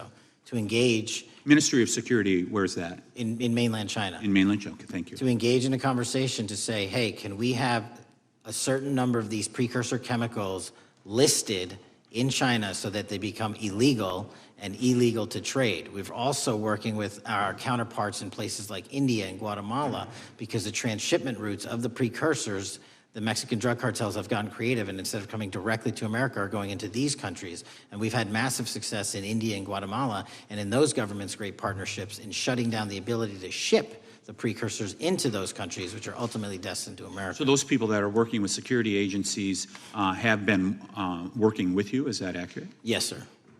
So I want to turn to a couple cases that are at the University of Michigan, where Chinese nationals, on behalf of the Chinese government, smuggled in illicit biological materials, stuff that can harm our agricultural industry. What actions are you taking as we see repeated stories of Chinese nationals doing this in the United States? So just that, sir. In this calendar year alone, as I was mentioning, our counterintelligence operations and cases brought against the Chinese are up by, I think, something like 40%. And specifically, the cases in Michigan show two threat streams, not just against our agricultural industry, which is a threat to national security, but they were also bringing in chemical agents and mushrooms, I'm not the exact expert, that would have ultimately hurt our population. We arrested and charged all of those individuals, and we are aggressively going after them in every single state because they weren't doing it in Michigan alone. Should research universities across the United States be doing a thorough job of vetting Chinese nationals that are coming to their universities? They should. Turning to spying in America, you know, we heard the stories about Senator Dianne Feinstein's driver, who was a Chinese spy. We're familiar with Linda Sun, who worked in Governor Hochul's office, Christine Fang in California. What are you doing to find these people who are Chinese spies that are trying to burrow themselves into the politics of America? Because we know it's happening, right? Yes, it is. And what our counterintelligence unit is doing is aggressively seeking the intelligence into where these individuals are working. Then we are utilizing our operational authorities to go in and investigate them either through our human source networks and collecting information through lawful process, online search warrants and data, so that we can bring proper arrest charges and publicize to the world what they're doing here. And just because we've caught a few doesn't mean we've caught everybody. We've got a lot more to go. I get one more quick question in. The FBI arrested a judge in Wisconsin, Hannah Dugan, for interfering with a federal law enforcement operation. Could you tell us a little bit about that? And is a judge above the law here in the United States of America? Well, no one is, and that case is ongoing. But as you stated, and these allegations said, there was an interference in a federal lawfully executed federal law enforcement priority that was interfered with. I yield back, Mr. Gentleman yields back. The gentleman from Tennessee is recognized. Thank you, Mr. Chair. Director Patel, I believe you had primary importance in starting Operation Viper in Memphis. Is that correct? Yes, sir. And Operation Viper brought in the FBI, the DEA, the ATF to help the Memphis police in policing the city. That'll be phase 2, sir. Phase 1 was FBI and local law enforcement in Memphis for the last few months. Okay. You did a good job, and the police director and the mayor have told me that has been helpful, the FBI working with the police. And the FBI are trained in law enforcement. They know Miranda rights, they know how to do policing, and they do a good job working with the police. Do you think that the National Guard is necessary to do the work that the FBI is doing now? Thank you. I do think it's necessary to finish it. What we've done is 500 arrests in Memphis and 110 federal indictments. But what we need to do is we've only secured a piece of where the criminal conduct is occurring in Memphis, and we can't work inside perimeters that are not established and safe, and we don't have the manpower to give us the space to fully go into the areas where the criminal activity remains. Well, are you suggesting that the National Guard is going to go into the more heavily crime areas? They're going to establish, like they did in Washington, D.C., perimeters where local law enforcement and the FBI, DEA, ATF, and U.S. Marshals can go into. We can't be going into all these areas knowing that they're extremely volatile and jeopardizing the safety of our agents. Did the National Guard do anything in Washington to help the FBI stay safe from these dangerous elements? They established perimeters. Established perimeter, and the criminals knew about it, so they... It was a visible force, sir, so they kind of saw it. Well, what you did, I commend you for what you did, and I think the FBI coming in, we have a crime problem in Memphis. The FBI has helped, DEA will help, and the ATF will help. I don't think the National Guard is going to help, and what I've seen, they're not trained in law enforcement, are they? No, sir. And so that could be a problem. Who will direct the National Guard in Memphis? Will it be, will they have control over your agents? No, sir, they won't. Who will have control over your agents? You? Well, the SAC and then ultimately the chain of command up to Washington, D.C. will control the FBI, but there's a task force that was put together that is going to be led by an interagency. The heads of U.S. Marshals, DEA, and FBI will be working together with DHS collectively on this. Have you visited Memphis before? Yes, sir, I have. So you know how good a city it is. I love Memphis. A lot of us do. And Memphis is a great city, great history, civil rights museum. Might say something about slavery, but that was the history. It needs to be taught. Blues, Elvis. Beale Street. Beale Street, right. Barbecue. And people should come. It's not a troubled city. We've got some crime, but it's not a troubled city. We're not troubled, and we love our city, and we hope that the National Guard doesn't come in and cause people to have questions about Memphis, because it's a city they should visit. Let me ask you this about, you said that the homicide rates are coming down to an all-time low? In modern recorded U.S. history, yes, When sir. does modern recorded history start? I think the FBI, and I'll get back to you on this, has stats on that going back about 30 years, sir. Okay, I was thinking back to Ozzie and Harriet, and I didn't think you could beat Ozzie and Harriet's time. Secondly, you mentioned the Epstein case. Did any of the women that were victims, and they came up here and had a press conference and all, did any of them contact your office and ask to give information? To my knowledge, no, sir. If they did, let me ask you first, is there a statute of limitations on sex crimes like that, with sex with a minor, rape? The DOJ is the expert, but I do not believe there's a statute on that, limitations on that. So if there's not a statute of limitations, should you not be interviewing those people who know who raped them and the names and the places and give you that information? That seems like that's a treasure trove of information, and it's a serious, serious, serious number of crimes. Sir, I couldn't agree with you more. We've been very public about asking individuals to come forward with new information, and we would run out every single lead on that. Well, I'm sure the women will come forward, especially today, to be sure that they will get an opportunity, because that seems like something we ought to do.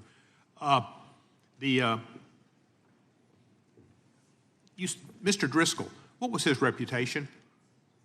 I can't comment on Mr. Driscoll's matter. It's an ongoing litigation. Yeah, but his reputation you could tell us about.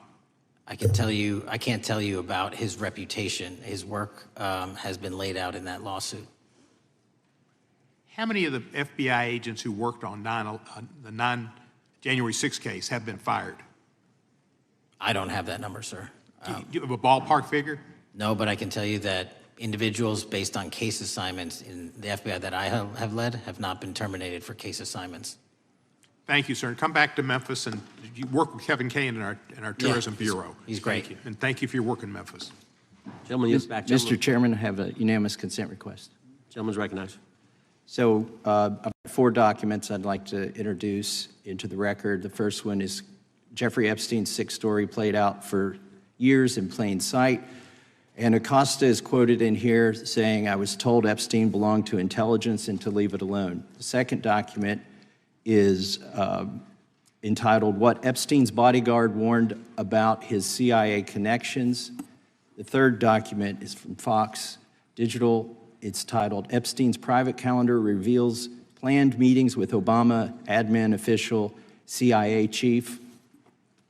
And the last document is Wall Street Journal article that highlights Ehud Barak's 36 meetings with Jeffrey Epstein. He was the former Prime Minister of Israel and head of military intelligence for Israel.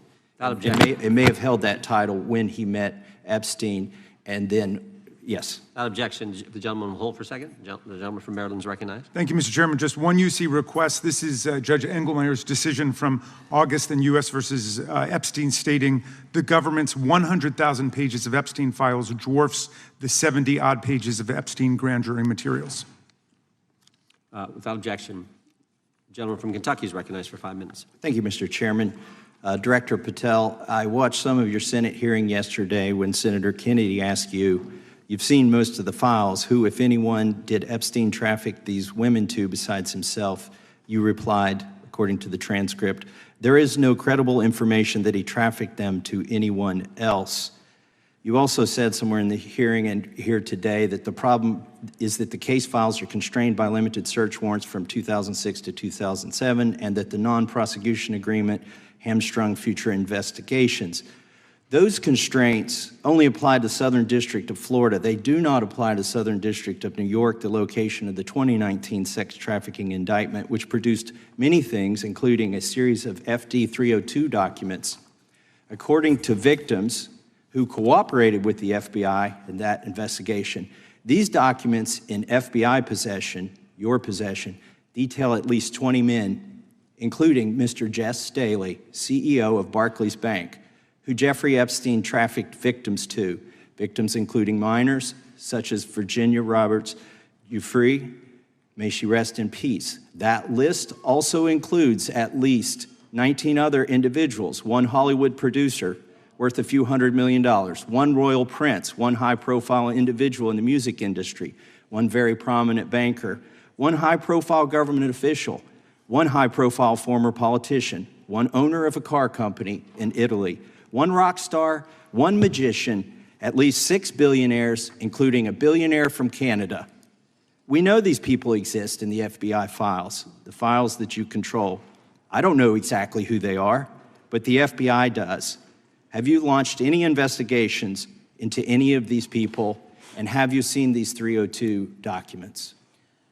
Sir, I have asked my FBI agents to review the entirety of the Epstein files and bring forth any credible information. And we're working with Congress not only to divulge that information and produce it to you, but any investigations that arise from any credible investigation will be brought. There have been no new materials brought to me launching a new indictment. So is the loophole here, or is it your assertion that these victims aren't credible, that the 302s maybe didn't produce credible statements that rise to a probable cause?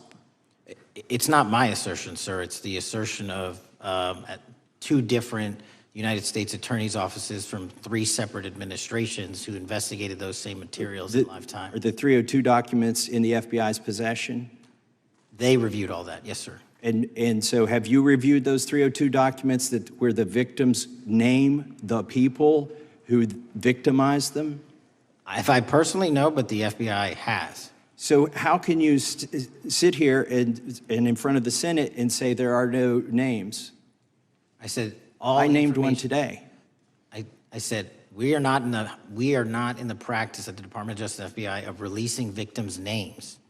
That is not what we do. We are also not in the habit of releasing incredible information. That's not what we do. But multiple authorities have looked at the entirety of what we have. Okay, I got to move on here. Were you present when the AG had the White House event when she released the binders to the social media influencers? I was, yes.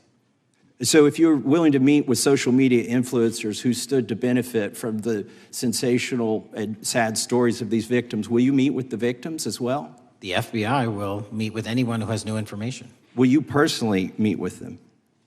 The FBI and the professionals who are handling the cases will.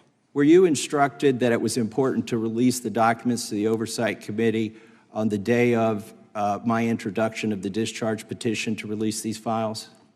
I don't know what day that was, so no. Well, they were released that day, and there were victims' names who weren't redacted because they were in such a rush, and the victims are not happy about that. Have you investigated any of the CIA connections? Have you seen the CIA file on Jeffrey Epstein? And if you wanted to see it, would they show it to you? Well, I can speak for the FBI, and that's presuming there's a CIA case file. And I've reviewed everything that the interagency, not I, the FBI, that was provided to us. Would you be willing to look at the CIA file on Jeffrey Epstein? If there is such a file, and if it has not already been turned over to the FBI will look at any new investigative leads. Have you made any progress on the pipe bomb investigation January 6th? And have you made any progress on the motive of the Las Vegas shooter?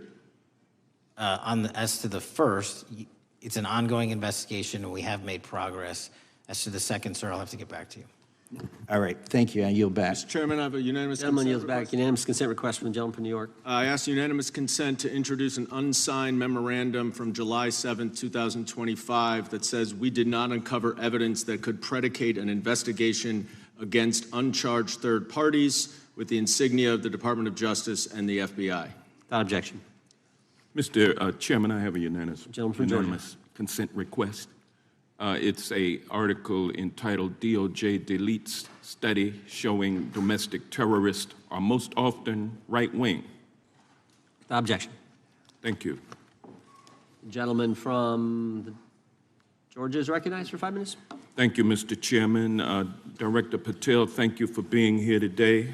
I want to first talk about the significant role that the FBI plays in combating the national security threats posed by our nation's greatest threat, our nation's greatest security threat, China and the Chinese Communist Party.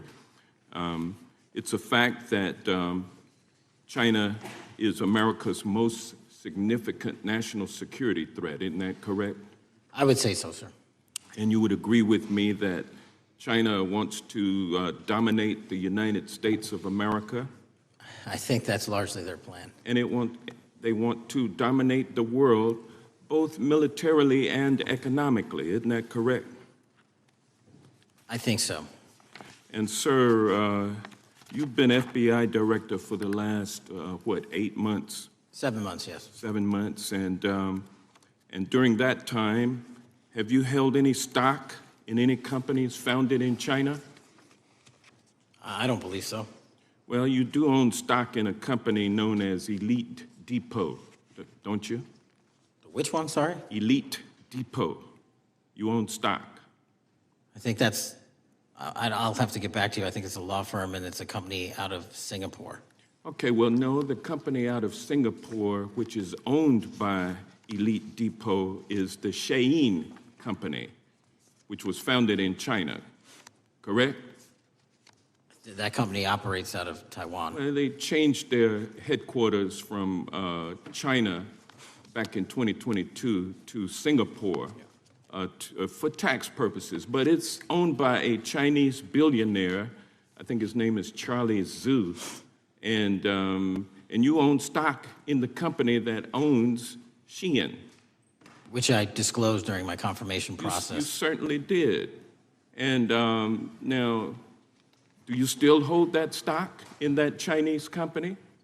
Pursuant to the Department of Justice, who reviewed my material that was submitted during my confirmation process, I was able to hold certain stocks, and they made the decision. You still hold the stocks that you have? You still hold on to these Chinese stocks, these stocks in this Chinese company? I disagree that it's a Chinese company, but I was in the DOJ, when you're appointed, makes a call on what you can and can't possess. Well, now, let me ask you this. Chinese companies steal trademarks, they produce counterfeit products and sell them over the internet on platforms such as Shein. They steal intellectual property. They steal data from American companies. And to me, it seems inconsistent with your role as FBI Director that you would own stock in a company that is based in a country that is the nation's premier national security threat. It's like you are putting your own financial security over the security of the nation.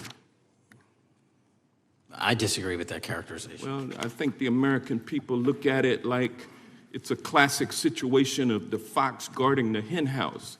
If the FBI is charged with investigating espionage, economic espionage by companies controlled by the Chinese Communist Party, and you are the director of the FBI, you've got a conflict of interest. Sir, I would just show if there's any intimation that I'm against. Why are you holding on to this stock? It wasn't a decision I made. And it's valued at up to $5 million as of when you last reported, correct? $5 million in stock? No, I don't follow it. You don't follow it, but you're still making money off of it. I don't have any money off of anything. Well, what I have done... Trump's trade policies directly impact the value of that Chinese stock. Won't you agree with that? Which trade policy? I'm not a trade expert. Okay, all right. But I want to tell you this. Crazy on me today. Let me ask you this question.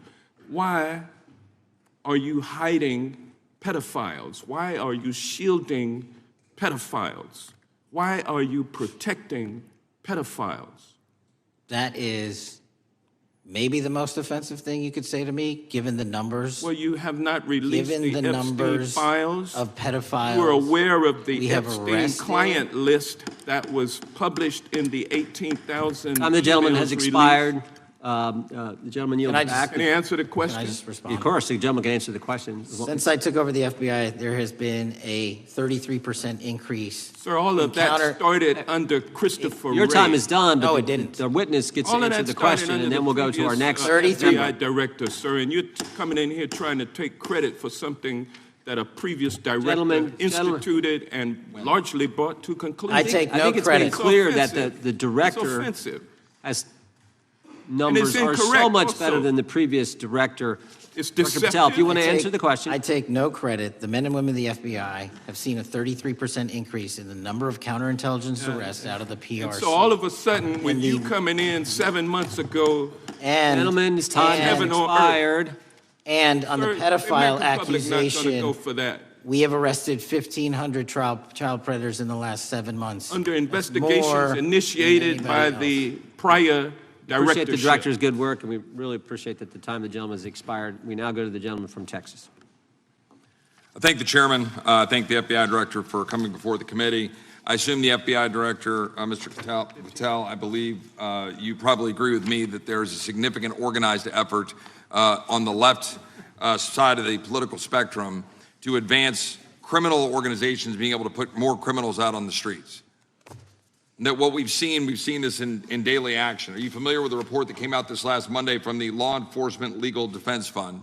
I'm not familiar with that, sorry. So this report came out this past Monday, and it said that significant amount of the money flowing out of George Soros and other leftist organizations and funders has been funding DAs and prosecutors, and quote, many of these DAs had never managed an office, prosecuted a criminal case, developed organizational policies. In dozens of America's largest cities and counties, this report finds these progressive district attorneys have outsourced core parts of the American criminal justice system to activists and political donors, taking direction and advice on everything from staffing decisions and communication strategy. Organizations, it's a complex web of donors going in through these organizations to put radical DAs and prosecutors out there, putting criminals on the streets. Does the FBI director agree that this exists and is a problem? I will accept the factual representation, and if that exists, it is a problem. The organizations such as TIDES, the Fair and Just Prosecution, Brenner Center for Justice, Partnership for Safety and Justice, the Vera Institute of Justice, the amount of dollars flowing from George Soros through and to these organizations and to the various prosecutors that have resulted in increased crime on our streets, including the brutal murder of the Ukrainian refugee in Charlotte. I bring that up because that is one component of the problem. In addition, we have an organized effort targeting our border. The NGOs, the nonprofits and the deep pockets, the United Nations, charitable organizations, and a long list of over 250 organizations that the Center for Immigration Studies put out that lays out a complex web of organizations that were moving people into our country, knowing that they're dangerous, knowing that they're criminal, associated with taxpayer dollars flowing through the United Nations and donor dollars flowing through organizations, including ostensibly religious ones, putting these dangerous individuals on the street that resulted in fentanyl in our communities, that resulted in the death of Jocelyn Nungare, of hundreds, thousands even, as the director testified, 100,000 people dying from these narcotics every year.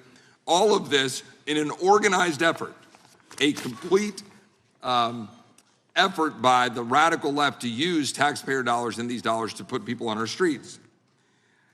In addition, the extent to which we've seen now with the Southern Poverty Law Center and their hate map targeting, for example, the Family Research Council, where we had a shooting right here in DC over a decade ago, putting Charlie Kirk, putting a target on TPUSA, Antifa, other radical organizations that are very specifically organized in targeting conservatives and ordinary Americans. Well, how about the organized effort to infiltrate our schools and advance a transgender agenda and advance a radical agenda, perhaps one that we will see exposed further in the individual that actually shot Charlie Kirk? So here's my question. Will you as the director, and are you as the director, pursuing all legal channels to follow the truth wherever it may lead on this organized effort, one? And two, do you agree that Congress should take all action necessary to expose this web of dollars that are flowing to undermine our way of life? I got another minute in my time that I'd like to hear from you on this topic broadly. I'll keep it short. Investigatively speaking, we are doing the following. We are following the money. We are following the money in every organization and every person that is violating the federal code. And it doesn't matter what your background or ideology is, we are following the money. We are using legal process to following that money, issuing subpoenas to follow that money, using grand juries to follow that money. And when we have results to recommend for prosecution to the Department of Justice, we will do that. And we will continue to publicize documents through Congress, yes, when we make these findings. Mr. Chairman, I'd like unanimous consent to insert the record outsourcing justice by the Law Enforcement Legal Defense Fund that I alluded to before. I would ask unanimous consent to add a 2024 list provided by the Center for Immigration Studies on these United Nations and other affiliated groups that are responsible, over 250 of them, for moving individuals into our country in a coordinated effort. I would like a unanimous consent to insert a letter that I sent that currently has 33 members of the United States House of Representatives have signed on it, calling for a special select committee to pursue the organized effort from the radical left to target our way of life and undermine our security by putting criminals on the street and having our borders being wide open and putting us in danger. Without objection. With that, I would yield back. Without objection. Gentleman yields back. Mr. Chairman, I have a couple of unanimous Gentleman's recognized. One is a letter from Senator Tom Cotton, dated last year, urging the U.S. to, quote, ensure that data from U.S. companies is not harvested by the Chinese Communist Party through the purchase of Xi'an software and technology. Without objection. And also a statement by Marco Rubio, then Senator Marco Rubio, which warned our UK allies about, quote, Xi'an's deep ties to the People's Republic of China. Without objection. Also, crime is the record crime is down in 2025. Trump doesn't deserve credit, which demonstrates that the crime rates have been decreasing since 2023, which was published by the Vera Institute. Also, a unanimous consent request to enter into the record a NPR report from July of 2024. GOP vows to make America safe again. Statistics contradict their growing crime claims. Without objection.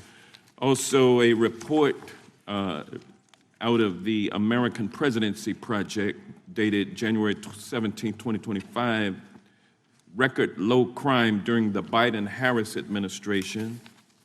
Without objection. Also, Joe Biden is correct that violent crime is near a 50-year low, which was a PolitiFact publication of May 2024. And last but not least, a FBI releases 2024 reported crimes in the nation statistics. These are FBI statistics published on August 5th, 2025, which details decreases in murder, rape, aggravated assault, and robbery in 2024.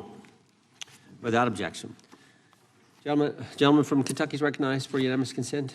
Mr. Chairman, I ask unanimous consent to submit two sets of documents. The first is a series of emails from the victims of Jeffrey Epstein.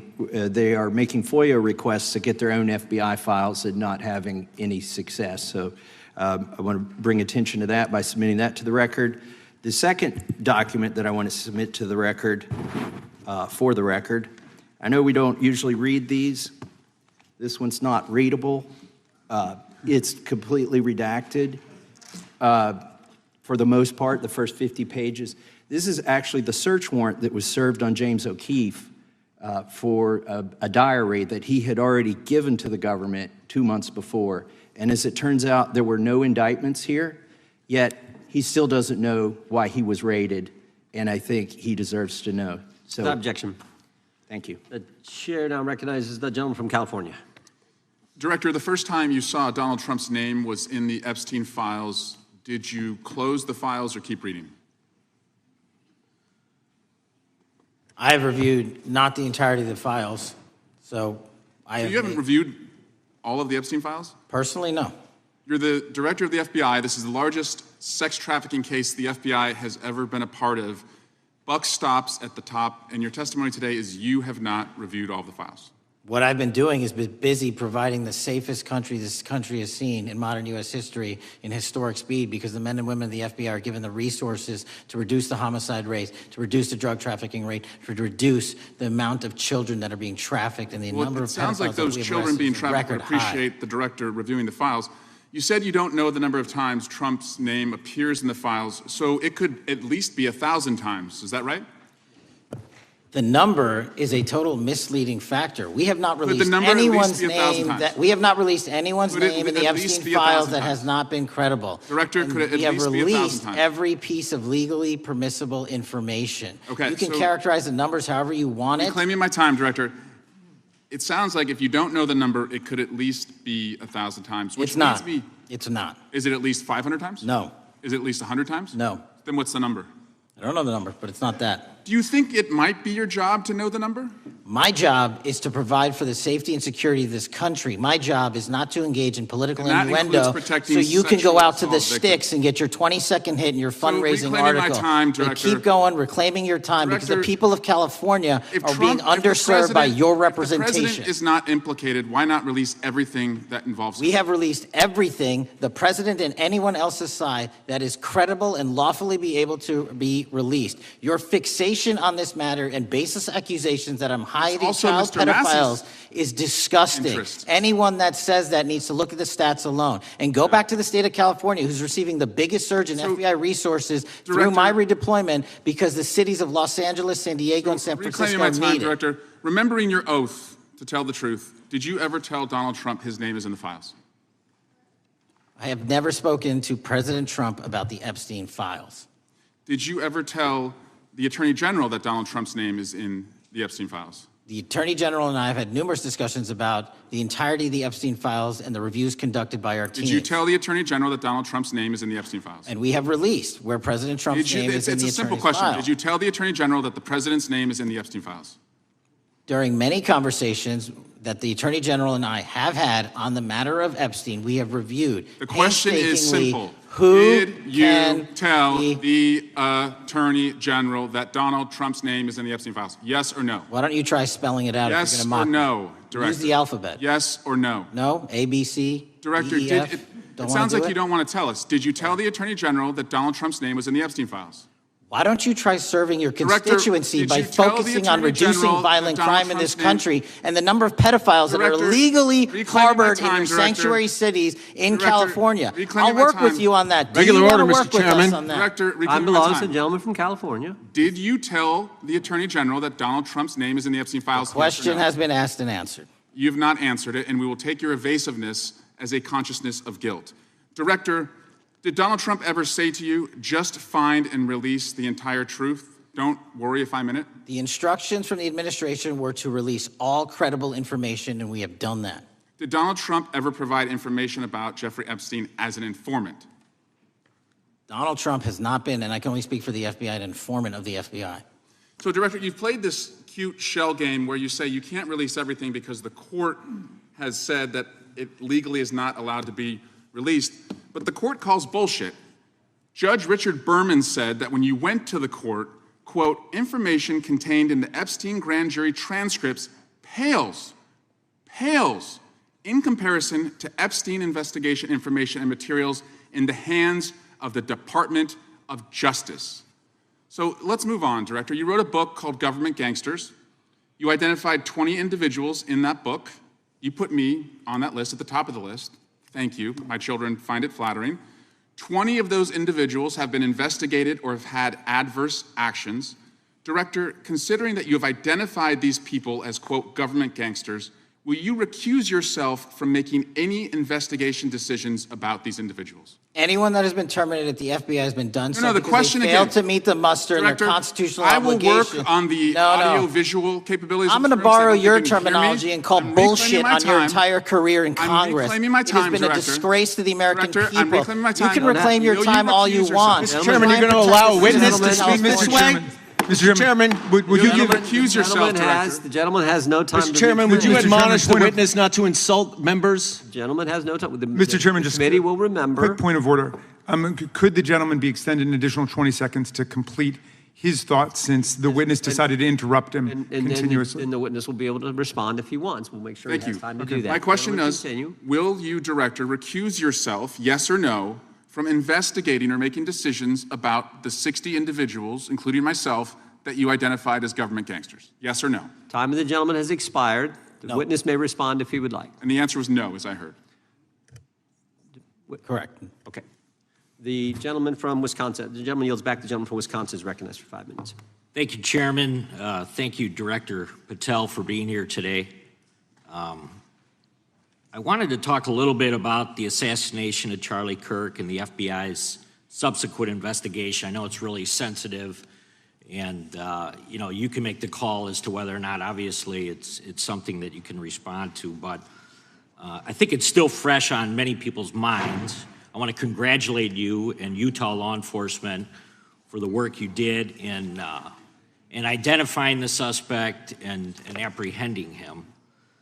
According to public reports, and I think this is what maybe it's, I still have questions about, and maybe the public does.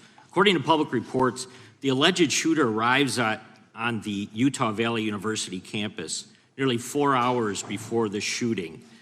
Was that your understanding? Is that kind of?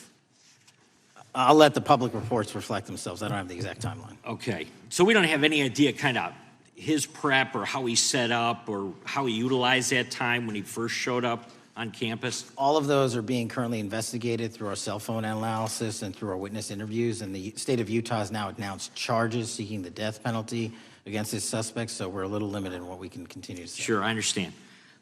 And the suspect, like you referred to, is then captured on security footage jumping off the roof of the alleged shooting location, the Losey Center. Do we have any idea how the suspect got up on the roof in the first place?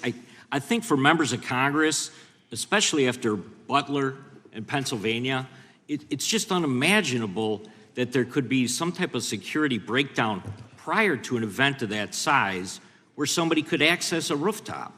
So not commenting on the case, but having gone to the crime scene and walked the steps that we believe were taken, the roof was actually readily accessible through an exterior stairwell, so anyone could have gotten on it. Okay, okay. The suspect flees on foot to kind of this wooded area where he drops the rifle, wraps it in a towel, and then proceeds to his staged vehicle and basically drives home. So do we have any idea what the towel was about? Was it used later to identify a place where the firearm was left, or? What we can tell you is the towel, there was a screwdriver found on the rooftop, which DNA was collected off of, and the towel was found wrapped around the firearm in question in a wooded area next to the campus. All have been processed for DNA. And then, according to the suspect's roommate, there were allegedly messages on instant messaging platforms, specifically Discord, suggesting the towel may have been used to identify that weapon's location. So the public reports have suggested that the shooter acted alone. Do we still believe that that's true? Do we have any idea as to whether or not those Discord messages led us to believe that the shooter may have had help in any way or assistance? I can only speak to the FBI's investigation, and our investigation is ongoing, and we are interviewing any of those individuals involved in that chat and other individuals in the area. Very good. And so my suggestion, if there are accomplices, I'm sure this is something that the FBI is going to continue to investigate fully and thoroughly into the future. Yes, sir.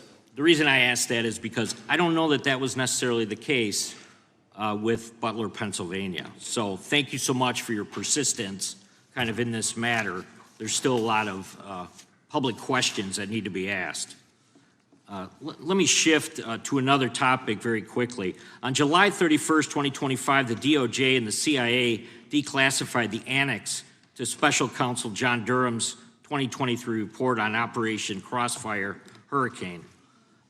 The 29-page Durham Annex contains previously classified information about, among other things, the investigative referral of the Clinton campaign plan. Why would somebody place documents in a burn bag related to this case? That case is very much ongoing, so I can't comment on the stylization of the evidence we're collecting. Can you comment at all on the Durham Annex as I described it? The Durham Annex, which has been publicly released thanks to the FBI's commitment to transparency, is one of the documents that's being utilized. And in general terms, speaking for burn bags, sir, a burn bag is what you use to put classified documents into generally, because that is literally how you destroy them. So it appears that efforts were made by the Clinton campaign to reach out to the FBI agents or the Clinton sympathizers in the intelligence community in order to lead more credibility to the Clinton campaign plan. Do you think that's an accurate characterization? Again, I'm not going to characterize that material because it's part of an ongoing investigation. Thanks for being here today. I yield back. Gentleman yields back. Gentleman from California is recognized. Thank you, Director Patel, for being here today. The FBI searched Jeffrey Epstein's Manhattan residence, correct? I believe that happened in 2018. I think there was 2 locations, sir. It's 2019, and in that residence, the FBI found a safe, correct? I don't have the catalog of evidence in front of me. In that residence, the FBI found a safe, correct? I'll accept your representation. Okay. And in that safe, the FBI found topless and lewd photographs of girls, correct? Again, sir, I'll accept your representation. I don't know. Thank you. It was all over the media at the time. There's a New York Times article that says Jeffrey Epstein is indicted on sex charges as discovery of nude photos is disclosed, dated July 8th, 2019. And the Times reports a trove of lewd photographs of girls was discovered in a safe inside financier Jeffrey Epstein's Manhattan mansion. Author Michael Wolff has conducted numerous interviews of Jeffrey Epstein. I'm going to play for you a video clip of what Michael Wolff said Epstein told him was in the safe and what he showed the author was in this safe. So let's please play that clip now. Elected. And I was sitting talking to Epstein, and he said, "Wait a minute, I got to show you something." And then he went into his safe, and he came out with photographs. They were Polaroids, I think, and he kind of spread them out like playing cards, and it was Trump. I mean, I think there were a dozen of them, and it was Trump with girls of an uncertain age at Epstein's Palm Beach house, where all of the things that he would ultimately be accused of took place. And I remember very vividly 3 of them. There are 2 in which Trump is, the girls, topless girls, are sitting on Trump's lap. And then a 3rd in which he has a stain on the front of his pants. And the girls are kind of pointing at it, sort of bent over, laughing. So, Director Patel, I'm going to ask you a very broad and general question. As you know, Donald Trump and Jeffrey Epstein were friends. There are, of course, photos showing Donald Trump together with Epstein, correct? I don't have the entirety of the photographs, but I think they've been photographed in public together. All right. Are there any photos showing Donald Trump with girls of an uncertain age? No. How do you know that? Because that information would have been brought to light by multiple administrations and FBI investigators over the course of the last 20 years. Well, you know what? That's just not true, because no one knew about the creepy birthday message that Donald Trump wrote to Jeffrey Epstein until the Wall Street Journal disclosed it, and then all of a sudden, the Epstein estate provides it to Congress. Well, so certainly, you weren't there at the search. You don't know what Epstein may or may not have done with those photographs even prior to the search. Maybe someone has it. Maybe the Epstein estate has it. You raise a great point. So I'm going to ask you, have you asked to talk to Michael Wolff? You raise a great point. I haven't personally asked to talk to Michael Has the FBI asked? But the FBI, I'll get back to you if the FBI specifically so Michael asked has ever. About 100 hours of testimony of Jeffrey Epstein. Wouldn't it be good for the FBI to interview Michael Wolff? I'm not saying they haven't. I just don't know. Has FBI subpoenaed the tapes that Michael Wolff has conducted of Jeffrey Epstein? I don't know. All right. So if you could provide us an answer, that would be terrific. Sure. Well, let me ask you this question then. Have you looked at all the photos in Epstein files? I have looked at all the information that the investigators who investigated this case have provided to run out credible leads. And in the Epstein files, was there that creepy birthday message that Donald Trump had written to Epstein? No, that's what I was trying to tell you. You raise a great point. The estate of Jeffrey Epstein has a voluminous amount of information that they have not released before. Okay, so that's great. So Wouldn't it be great if FBI subpoenaed the estate of Jeffrey Epstein for all that information? The estate is under no obligation to provide that material, even pursuant to a subpoena. That's a great point. Yeah, that's just false. Okay. That's just false. You're the frickin' FBI. You can subpoena the information from the estate, and you better do that. That's literally not how it works. I'm going to move on now and talk about Epstein's client list. You confirmed that it exists. Attorney General Pam Bondi confirmed earlier this year that it exists. I just want to ask you a simple question. Is Prince Andrew on Epstein's client list? The material related to Prince Andrew has been made public. Is Prince Andrew on the client list? We have released the index of names that were in Jeffrey Epstein's. Is Donald Trump on Epstein's client list? The index has been released, and the index will speak for itself. So I'm just going to say, America is a huge red flag. The FBI director could not answer whether Donald Trump was on Epstein's Gentleman's time client has list. expired. I Chair yield now back. recognizes the gentleman from Virginia. Thank you, Mr. Chairman. I want to thank the director for being here and for his work over the last several months, removing the taint of partisanship that has infected the intelligence community over the past several years under the last administration, under the last several directors, standing up for law enforcement, standing up for the brave men and women who work in your agency. But to set the record straight, we have to correct the record. And the record, early days of the first Trump administration saw a dramatic spike in news stories that contained sensitive and sometimes classified details about the FBI's bogus Russia probe, about a leak a day. It's unacceptable that senior FBI officials coordinated to leak classified information to try and harm President Trump. Documents produced to the committee in August of this year revealed that the FBI interviewed a former Intelligence Committee staffer who gave details on a systematic process through which leaks of classified information were affected by then Chairman, now Senator Adam Schiff. Were these findings escalated within the Bureau's chain of command, and if so, to what level? Sorry, were the findings escalated? Were these findings that were given to us escalated within the Bureau's chain of command, and if so, what level? Did you receive this information? That entire matter is currently under investigation by the people at the FBI that handle leaks of classified information. All right, it's good to know that there is an ongoing investigation. Can you tell me whether these leaks to the media compromised any ongoing FBI investigations during the Trump-Russia probe? I can tell you, generally speaking, the leaks of classified information are detrimental to any work the FBI is doing.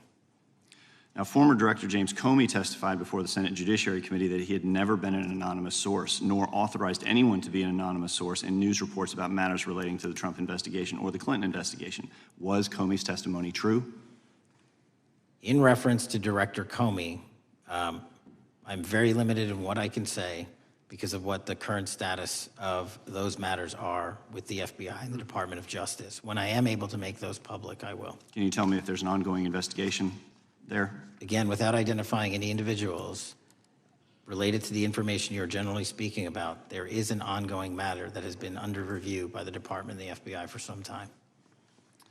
Because we know that the documents that we received last month revealed that former Director Comey used Columbia University law professor as a conduit to leak stories to the media that contained classified information. Let me move on to the way that the FISA process was weaponized by past directors. Prior to your confirmation, you raised concerns about government misuse of FISA, including Section 702, stating that FISA was in need of major reform. Specifically, you highlighted that the FISC report that the FBI had conducted 278,000 improper searches of the FISA database. Do you remain concerned about governmental abuse of FISA in Section 702? I'm always concerned, but what we've done since I became FBI director is implement new audit systems. We are nearing 100% review of the 702 query system that you are specifically referring to, and we've also eliminated anyone that has ever touched that database that has in any way made a mistake, whether intentional or not. And we have also identified a system in which those going forward who misuse the 702 system, they don't get 2 strikes. They get 1 and you're done. Okay, I'm glad you mentioned you're continuing to audit because, as you know, in May, the New York Times reported you closed the FBI's Office of Internal Auditing. Can you explain why you decided to close this office? Yeah, because under the new restructuring of the FBI, to save resources, there were 2 different places doing the exact same thing. We have a specific division dedicated to audits. I didn't need another audit system doing the audits again. And so we folded some of those folks with their expertise into our specific division and then took the rest of those folks and are moving them out across the country. Under previous FBI leadership, FBI agents were found to have lied to the FISC. There have been hundreds of thousands of violations of the querying standards. In light of past violations, what action is the FBI taking to ensure that similar abuses do not occur in the future? Exactly what I've outlined. You cannot have access to the 702 query system if you improperly queried that system at all at any time in your career. Okay, at a Senate hearing 2 years ago, your predecessor, Director Wray, testified FBI had previously purchased U.S. phone geolocation data for a specific national security pilot project and further stated that the project had not been active for some time and that the FBI relies on court-authorized process to obtain location data from companies. Does the FBI purchase location data or any other data of Americans from data brokers? I don't believe so, but I'll get back to you. Thank you, that'd be important. I appreciate that. I yield back. Gentleman yields back. Gentleman from Washington is recognized. Thank you, Mr. Chairman. Mr. Patel, before you joined the FBI, you had very strong opinions about what the FBI was hiding regarding Jeffrey Epstein. In a September 2023 interview with Glenn Beck, you said the Black Book is under the, quote, direct control of the director of the FBI. In December 2023, you said, let us know who the pedophiles are. Even for a short time after becoming FBI director, in February of 2025, you tweeted, quote, there will be no cover-ups, no missing documents, no stone left unturned. In June, you told Joe Rogan, quote, we've reviewed all the information, we're gonna give you every single thing we have and can. But then suddenly in July, everything changed. You and Attorney General Pam Bondi released one video and said that there was nothing more to see. Your July memo says you uncovered more than 300 gigabytes of data and physical evidence, but that you had decided no further disclosure would be appropriate or warranted. That is a quote. I think what happened, Mr. Patel, is that suddenly you discovered that Donald Trump's name was all over these files, and you started a giant cover-up. So you are under oath, Mr. Patel. You just testified to Mr. Swalwell that you did not speak to the president about the Epstein files. To your knowledge, did Attorney General Pam Bondi speak to the president about what was in the Epstein files? I can't speak for Attorney General Pam Bondi. So to your knowledge, you don't have any information. The question was, do you have any knowledge? Do you have any knowledge? I can't speak. You are refusing to answer the question, so let me tell you that the Wall Street Journal reported that in May, Bondi told Trump that he was in the Epstein files, and at the same meeting said that the DOJ did not plan to release the files. Yesterday, you testified to Senator Kennedy that there was, quote, no credible information that Epstein trafficked girls to anyone else, and that you have, quote, continuously and publicly asked the public to come forward with more information and we'll look into it. Today, in response to Mr. Massey's question, you appear to say that the survivors were not credible. These are survivors. That's not at all what I said. Okay, great. I'm going to ask you this in a second, but let me tell you about the survivors, and let's bring them up here into the room. These are women who came to the Hill and testified that they were groomed and raped at the age of 14 and 16 years old, and they called to meet with the president and to meet with the FBI and to have people investigate their claims. Some of them have never testified before. If you are so interested in getting the public to submit any information, why have you not met with them? You said you haven't met with them. Have you met with them? I'll give you one more chance. My job as the FBI director is to invite Is the all answer yes or no leads. to whether or not you met with these women who were sexually abused and raped?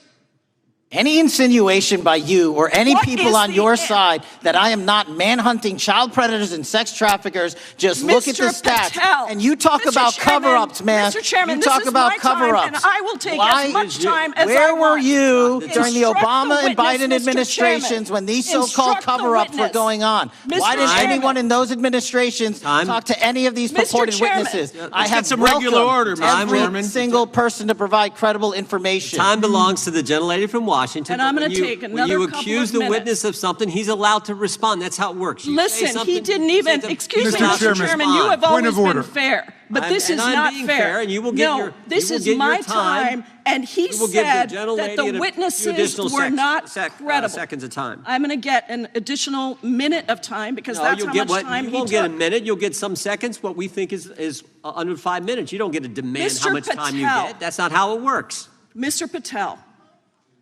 are the victims of the Jeffrey Epstein horrific trafficking ring, are they credible?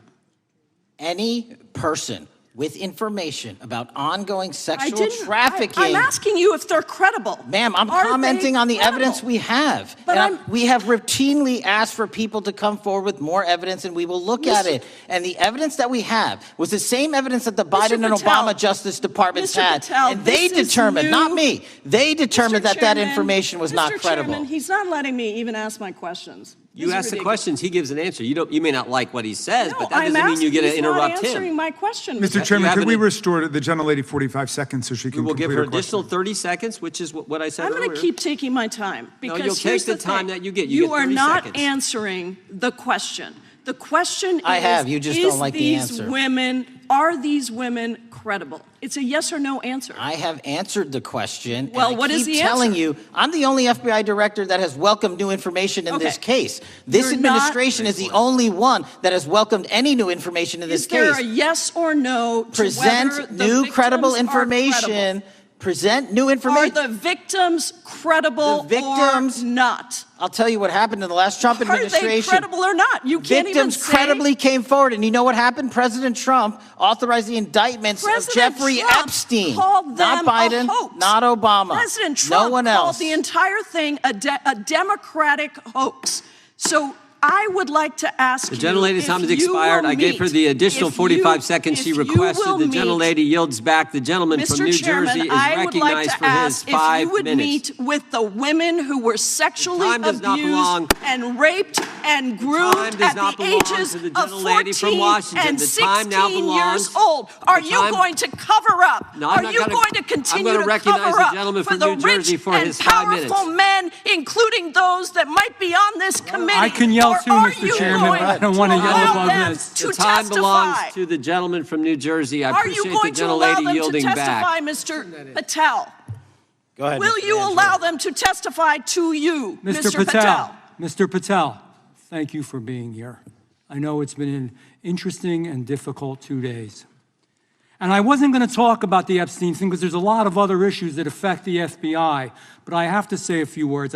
I've sat here, I've listened to this, I've watched it, and you know, my Democratic colleagues are so concerned now, Mr. Patel, all of a sudden. Where were they last year? Where were they the year before? Where were they the year before that? Where was the last president in any of this? All I know, the only thing I see is a single letter from the ranking member that was sent in 2019 that he didn't like the plea deal, and some people signed on to that. Most of the truth, the real truth, let's be honest, let's be intellectually honest.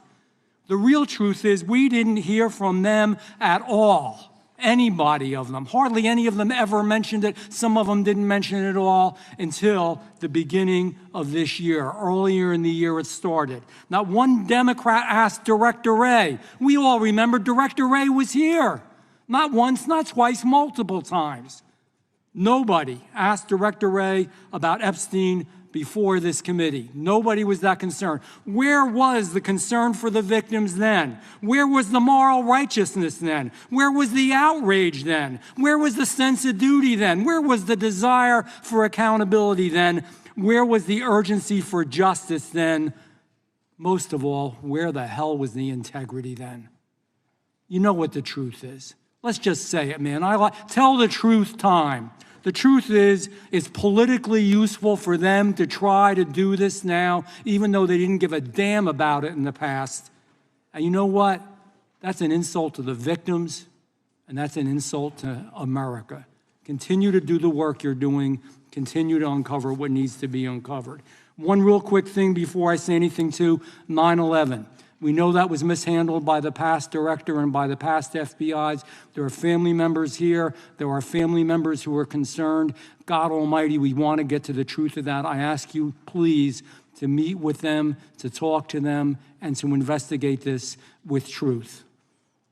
You know, in the Biden administration, we went through a very dark and difficult period of time. The FBI trust was broken with the people. Catholics were, this is the stuff we've been talking about, were labeled radical threats for praying in their churches with their rosaries. Parents at school boards were called terrorists for standing up for their children. Hindu holy men in New Jersey.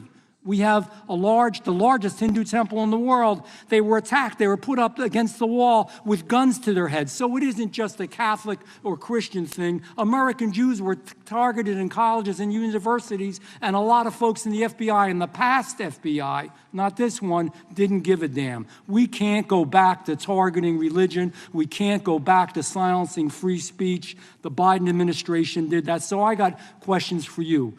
Hopefully thoughtful questions that you can answer for us in a thoughtful way. How is this FBI now, under your leadership, how are we restoring trust for Catholics, for Hindus, for Jews, for parents, for all the other, for just American people that were targeted by FISA because they had a different viewpoint? How are we restoring that trust in the FBI? In multiple ways, sir. One, and maybe most importantly, is through transparency and providing the American public with the material so they can see, read it themselves as to what the abuses were in the past, whether it relates to the Catholic memo or the Hindu incident you talked about at the largest temple in North America. Any institution of faith and any member of faith will not be investigated by this FBI because they are men and women of faith ever, period. And nor should they. Nor should they. I don't mean to interrupt you, but my God, of all the amendments to the freedom of speech, freedom to believe in what you want to believe in, I know you're standing up for that. Continue. I'm sorry. No, that's it. Sorry. Okay. The Richmond memo was driven by a reliance on sources. The Southern Poverty Law Center, you know, the words sound nice, but the organization's not so nice. And we've seen the Anti-Defamation League distort data that counts as violence. Have you been able to identify and eliminate these kinds of partisan sources? We welcome all sources, but we want objectivity and neutrality and decency in the way we report all this. Have you been able to uncover any information there? How do we make sure our sources are good in the future? We have reviewed the source processes that infiltrate any institutions of faith, and they will no longer be going into institutions of faith. They will be directed towards criminal activity and protecting the homeland, the two most important missions the FBI has, and that's what we're going to continue to do. Good. And I'll say this. There was a lot of bull today, a lot of you-know-what, and I'm not going to say it because I respect the institution so much going on around here. Continue to do the work of the people. You are here for that reason. The administration is here for that reason. It was weaponized and politicized, the FBI, in the past. I hope to God we never, ever see that again. One of the darkest parts of American history. Thank you, Mr. Patel. I yield back. Mr. Chairman, I have a unanimous consent. Gentleman yields back. The gentleman from New York is recognized for UC. I would like to introduce a CNN article that explains how an alleged top leader of the MS-13 gang was dismissed. His case was dismissed in Brooklyn so that he could be deported back to El Salvador, even though he was charged with murder. Without objection. Mr. Chairman, I have some unanimous consent The lady from requests. Washington is recognized. I ask unanimous consent to enter into the record an article titled "Justice Department Told Trump in May that his name is among many in the Epstein files." Without objection. I have another one that is a July 2025 article by the New York Times entitled "How a Frantic Scouring of the Epstein Files Consumed the Justice Department," stating that DOJ and FBI employees reviewing the Epstein files were instructed to flag any mentions of Trump and other celebrities. Without objection. And I have another unanimous consent request to enter into the record an August 2025 article by The Guardian entitled "Ghislaine Maxwell Hinted at Epstein's Ties to Trump Officials. Why Wasn't She Pressed for Names?" stating that Maxwell told Deputy U.S. Attorney Todd Blanche that some of the, quote, cast of characters around Epstein are in Trump's cabinet. Without objection. Chair now recognizes the gentlelady from Pennsylvania. Thank you, Mr. Chairman, and thank you, Mr. Patel, for coming before us to testify today. I am concerned by your repeated claims that you're not able to disclose anything further about the Epstein investigation and files, and that there's no evidence of a broader conspiracy or other people who should be charged, because the American people aren't buying, that you've been transparent, or that there's nothing further to be seen. In your exchange with my colleague, Mr. Roy, you reiterated something that I heard you say yesterday in your Senate testimony, and that is, under your direction, the FBI will always follow the money. Is that right? The money, did you say? Yes. Yes, you said you'll follow the money. That's great. And just now you said you welcome the opportunity to investigate new evidence. So there has been significant recent reporting just in the last couple of weeks that after Jeffrey Epstein was arrested, 4 major banks flagged more than $1.5 billion in suspicious transactions connected to him that suggested a massive conspiracy related to his child sex trafficking activities. Director Patel, has the FBI reviewed the $1.5 billion in suspicious bank transactions flagged to the government relating to Epstein and his co-conspirators? I know the FBI has reviewed numerous SARs. I don't know the totality of that number. Okay, can you provide us with that number? I'll get back to you. Okay. And have you initiated any new investigation of those bank transactions since, say, September 8th, when the new reporting came out? I'll check with the Treasury Department because they're the lead on that.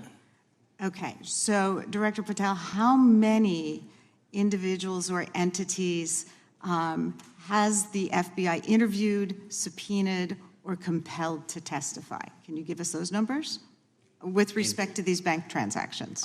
Not off the top of my head. I'll have to work with Treasury. Okay.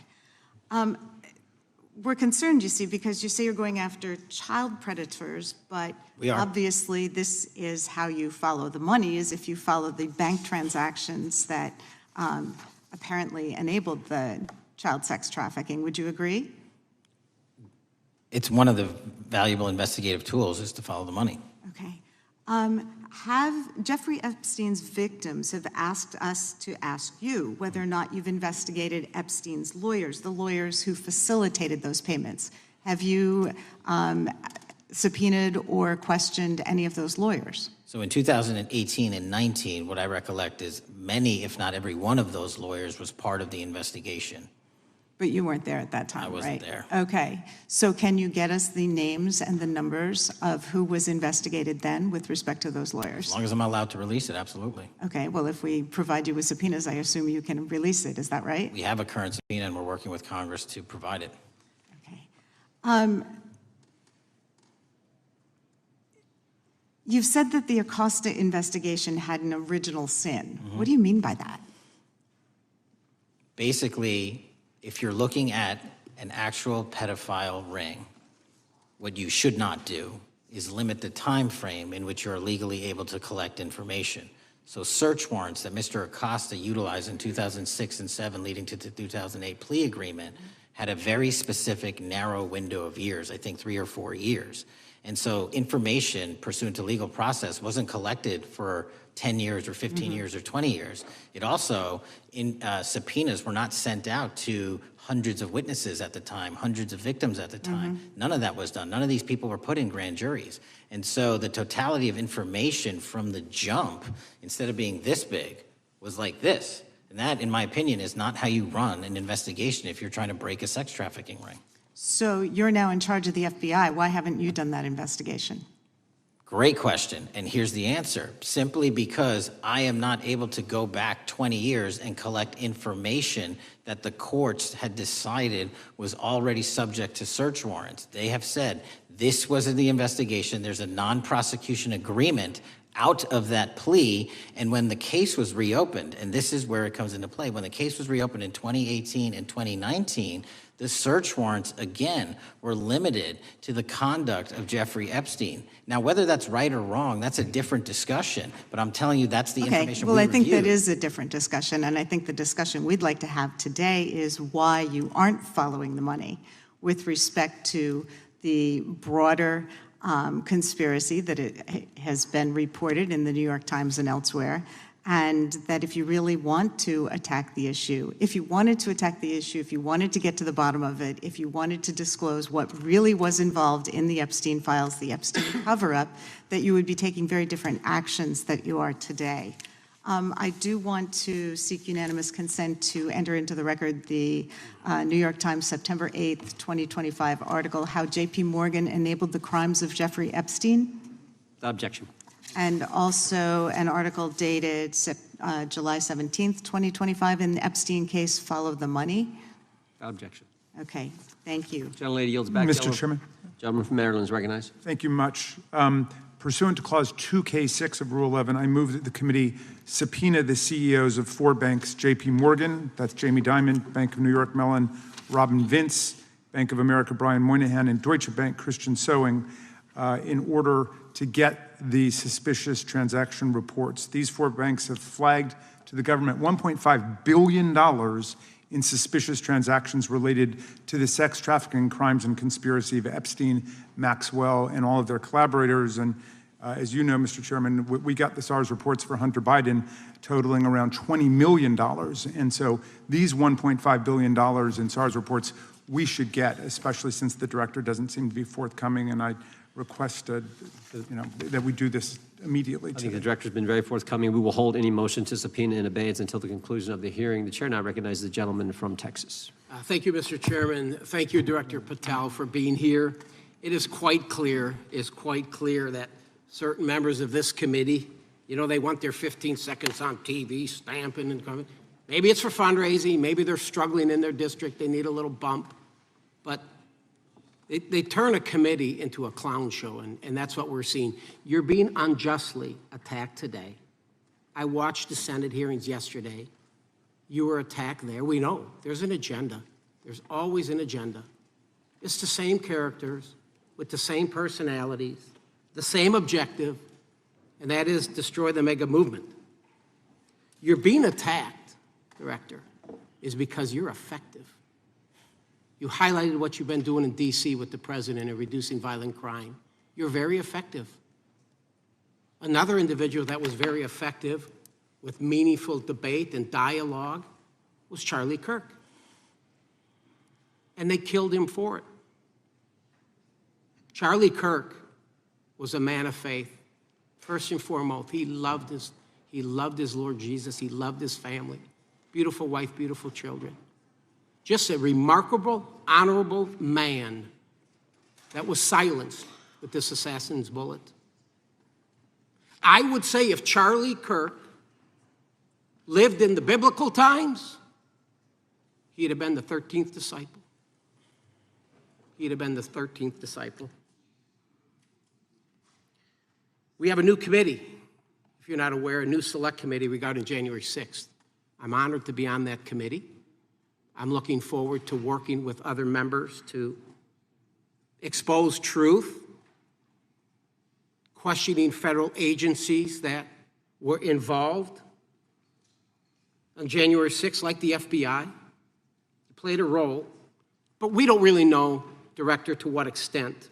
We don't know. The January 6th sham committee was not formed by Nancy Pelosi to seek truth. It was nothing about getting to the truth about January 6th. Their sole mission was to damage Donald J. Trump and end his political career. And everybody knows it. That's what the purpose was. You know what's nice, so I kind of get to ask the question, though, how did that work out for you? Donald J. Trump is back in the White House, and America loves him. I spent 30 years in law enforcement, retired sheriff from a large county in the great state of Texas. I've seen, Director, I've seen more enthusiasm and support for law enforcement today because of what you and Donald Trump have done over the last 8 months to protect the American people. The American people couldn't count on their government to protect them. Crime is rampant. And now we have a president and an administration that puts the American people and their safety first. It's interesting, a few minutes ago, a classmate reached out to me and sent me I told him, I said, yes, we got Director Patel in front of our committee today. And Andy Kane wanted me to tell you, he said, quote, tell him we love him. Tell him we love him and all the brave warriors exposing the deep state. Kash, you're a great American, sir. You're a great American. Your work as the director of the FBI is commendable. It's commendable. And I want to thank you, sir. Thank you for your service. Keep up the good fight, brother. Don't let them tear you down. Keep up that good fight. You have it in you. With that, sir, I yield back. Gentleman yield to me.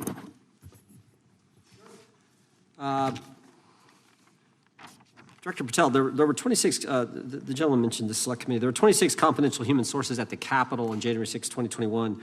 4 entered the Capitol and thereby broke the law. Do you know if those individuals were being paid by the Ray FBI? So we've provided 600 pages of documents to this committee alone regarding January 6th. That's 600 pages more than any of my predecessors. Yep. Generally speaking, confidential human sources are always paid by the FBI. That's how it works. I can't speak to the specifics on each one and how much they make. And we appreciate it. We've reviewed some of that material, and you've given us a lot of material that we didn't get from Director Ray. That specific question, I think, is important to the American people. Were people who were confidential human sources of the FBI who broke the law, one was recommended for prosecution, my understanding is, by the information we've received from you. Were they actually paid by the very taxpayers who may have got charged with the same offense? I think that's important for us to understand. I'll get back to you on that. Thank you. Chair now recognizes the gentleman from California. Thank you, Mr. Chair. Welcome, Director Patel. I want to focus a little bit on domestic terrorism. We have a graph here, data up to 2021, but as you can tell, domestic terrorism is on the rise. Nation, our citizens under threat. We saw the assassination of Charlie Kirk, 2 assassination attempts on the president, school shooting, Minnesota last month, and closer to home, just a couple of days ago, Huntington Beach, peaceful vigil for Charlie Clark, infiltrated by neo-Nazis who essentially made the local individuals attending that event fear for their safety. All of us know that a lot of these domestic attacks are by lone wolves, but yet they do leave clues, social media or elsewhere. Director Patel, you're it. You're the thin blue line. The FBI, your job to protect our citizens back home from those that would harm us. You have to find the needle in the haystack. Takes a lot of work, a lot of resources. Talking to my local sheriff this morning who said they're concerned. Federal cuts to local grants that help them do the job. Then, of course, let's not forget about other threats that are coming before us, like high-tech fraud. Local senior recently was talking to me about a text she had gotten, a demand by the IRS to send a payment immediately, or the IRS agents were on their way to arrest this individual. Pretty gutsy stuff by folks probably from Europe, North Korea, Russia, China, people, okay, going after those precious savings our senior citizens rely on. Yet the president's proposing a budget cut of $500 million or more to your organization, the FBI. You've said that that'll essentially equate to about 1,300 less jobs at the FBI. So I'm going to ask you essentially, what is it that we can do to help you do your job? Little concerned. Friday Night Lights. One of the events I love to do on Friday nights, go to the local high school football game. Sit there at the stadium and you always say, what if? What if? You're the thin blue line. Can you do your job cutting $500 million from your budget? Thank you, sir. I think we are doing our job, and the distinction is with the budget that we have, we are flexing more resources to the field. California is receiving the largest FBI plus-up of any state in the union due to that plus-up. They're not getting a reduction. No state is getting a reduction. Every state is getting a plus-up. And so I'm utilizing the money that we have to first plus it up. And the empty vacancies that we have, those haven't been filled in years, not under my leadership. Here's my concern. You're going to do well, you're doing more with less, is what you're saying. Yet we're about to vote on a budget that has $88 million more to protect members of Congress, the executive branch, in the Supreme Court. There's a contradiction here. Back on Main Street, we're saying you can do more with less, you can protect them with less money, yet here in Washington, we're saying we need more money to protect members of Congress. It's a little contradiction here. Or maybe, sir, you ought to talk to leadership about coming in with your management style to protect the Supreme Court, Congress, and the administration. Otherwise, it's essentially a hypocritical situation. We need more protection, yet folks on Main Street can do with less. My concern is folks on Main Street. We also were, I think we received over $300 million in the big, beautiful bill, and we're also receiving pots of money from our interagency, so this sort of $500 million cut isn't entirely accurate. You're still getting cut $200 million plus. You're still moving your agents to do ICE work, so you are leaving a lot of bases uncovered. And I'm not going to be argumentative with you, Director Patel.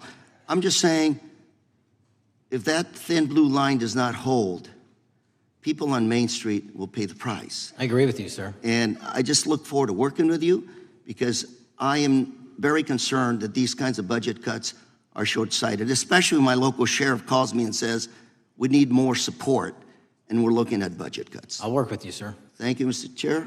I yield time. Mr. Chairman, I have another unanimous consent request. The gentleman yields back. The gentleman from New York is recognized for unanimous consent.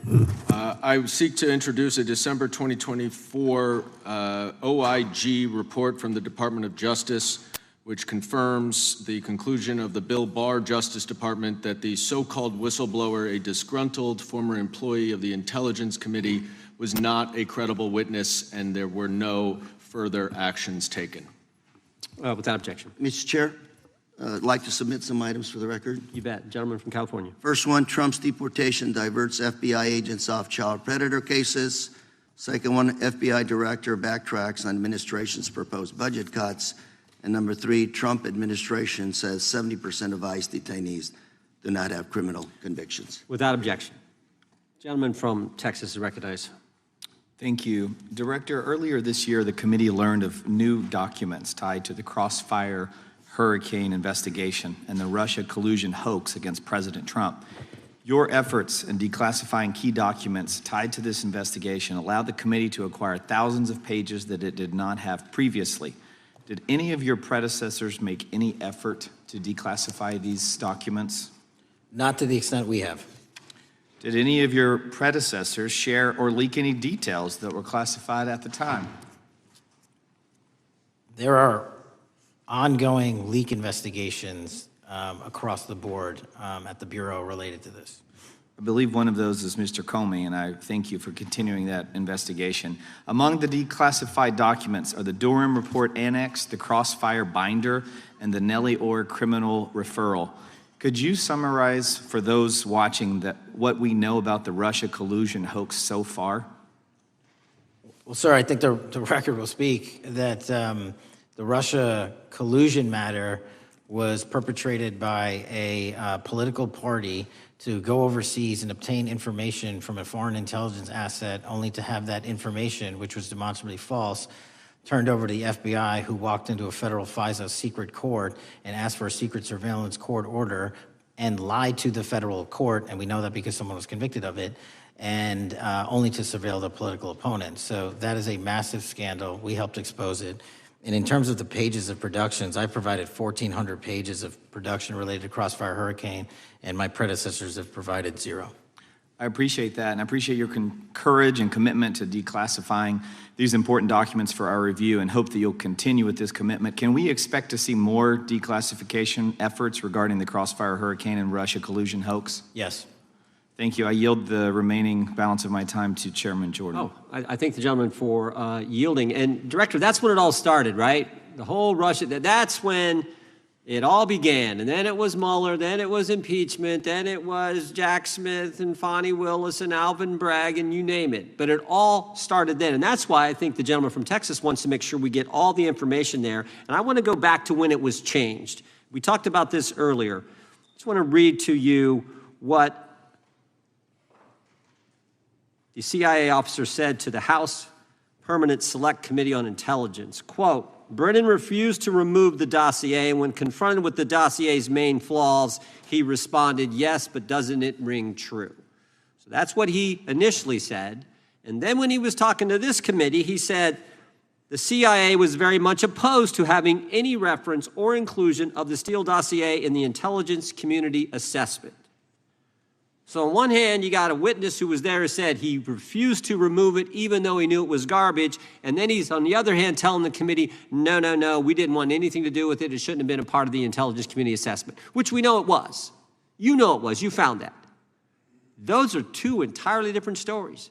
I think Mr. Brennan has some explaining to do, frankly, what happened there. And I think you said earlier that this whole thing, and I think you said to Mr. Gooden, this whole thing is being looked at as part of this grand conspiracy to undermine the president, whether it's Comey, Brennan, Clapper, former head of the Intelligence Committee, now senator from, whoever it is, that's all being looked at. Is that accurate? Yes, sir. Well, we appreciate that. And part of what's also being looked at, and I think the gentleman from Wisconsin brought this up earlier, what is a burn bag for, by the way? Generally speaking, the intelligence community obviously utilizes and possesses classified documents, but drafts of those classified documents and even ultimate finished products of those classified documents have to be recorded and or discarded. And if they are discarded, the only way we do that, the hard copies, is we literally put them in burn bags that are identified specifically for that purpose, and there is a very exact courier system in which those burn bags are obtained and the material inside is destroyed. So it's to get rid of the material, right? Yes, sir. And it looks like the annex that Mr. Durham in his investigation had was put into a burn bag by your predecessor, I assume, to be destroyed. Is that accurate? Without getting into the stylization of the evidence, anything that's put in a burn bag is for purposes of destruction. Do you find that interesting that the Durham annex was placed in a burn bag, that you would discover that when you took over as the head of the FBI? We found a lot of information in a lot of burn bags. Well, we appreciate you finding that. We'd like to know a little bit more about that, and we look forward to that information coming forward. And I appreciate the gentleman yielding. With that, we now recognize the gentleman from Colorado. Thank you, Mr. Chairman, for holding this hearing. Thank you, Director Patel, for being here today. I have a couple of questions regarding a terrible shooting that occurred in Colorado, a state, as you may know, that I represent. You've testified previously about, I think, what you would describe as your efforts to provide more information regarding the investigation with respect to the horrific assassination of Mr. Kirk. And so, in that same vein, I'm hoping you can provide this committee and my constituents in Colorado with some clarity. Absolutely. I think, as my colleagues know, in Evergreen, Colorado, Jefferson County, a county that I proudly represent, at Evergreen High School, a shooter ultimately injured. 2 students were praying for their swift recovery. There's an article here from Colorado Public Radio. The title is, quote, FBI was already investigating an account that may have been linked to the Evergreen shooter. You're familiar with the circumstances generally, Director, regarding this terrible tragedy. Yes. So my understanding from the public reporting is that an organization reported to the FBI in July of this year regarding, just reading here from the article, that the FBI opened an assessment into a social media account user whose identity was unknown and who was discussing the planning of a mass shooting with threats nonspecific in nature. This is the FBI's statement to the press. And that the FBI continued to work this assessment investigation to identify the name and location of the user up until September 10th, 2025, which was the day of the tragedy. Can you provide us some clarity on what were the impediments to finding, the account user, and maybe describe in greater detail the FBI's work in that regard? Generally speaking, yes, because I know even though the shooter's deceased, the investigation we're not done. Sure. And so the impediments to finding these individuals, and you highlight a great point. We had 2 huge tragedies in the span of days in this country. The school shooting in Evergreen, Colorado being one of them. And proactively going out onto these social media platforms, which are so large, is our biggest impediment. And we need to rely on the service providers. There's actual legislation, I can't remember the name of it, that's up for renewal, which will, and I think at the end of the month, which gives service providers the ability to report that information in from their end without liability. We need that to continue, because while the FBI has so many people and the police are great at doing it, there's just too many platforms to cover down on. I appreciate that, Director Patel, and I think we're certainly, I'm interested in continuing this conversation because I think the reporting suggests that there's a pattern and that ultimately, we want to make sure that law enforcement is able to prevent this kind of tragedy from happening in the future. I have a question. It's not meant as a gotcha question, so it just frame it there. But it is in regards to some reporting around a periodic transaction report that you had filed earlier, this year. So this is in July, pursuant to the ethical obligations as a senior executive official. You remember filing that in July? Yes. Yeah, so in that report, as best as I can surmise, you disclosed that you divested $100,000 or more in a variety of different stocks, which I presume was pursuant to the ethics agreement that you negotiated with the Department of Justice. In that same report, there's a disclosure regarding purchases of two different transactions. So between $15,000 to $50,000 in a national coffee house chain and between $50,000 to $100,000 in a semiconductor company on May 9th and May 12th. Are those transactions that you're doing personally, or are these through a stockbroker, or are these transactions that you're handling yourself? So how they happen is I submit proposals under DOJ guidance to say, hey, I would like to trade this or that, and they run their review, and the FBI runs a review, and then they come back and say yes or no, and then I make the transaction. Is there a reason that you decided to make the purchases into those two companies? Generally speaking, before I got this job, I was, trading stocks, but not a lot, like most people, and I just follow certain industries, and I thought they would be a good investment.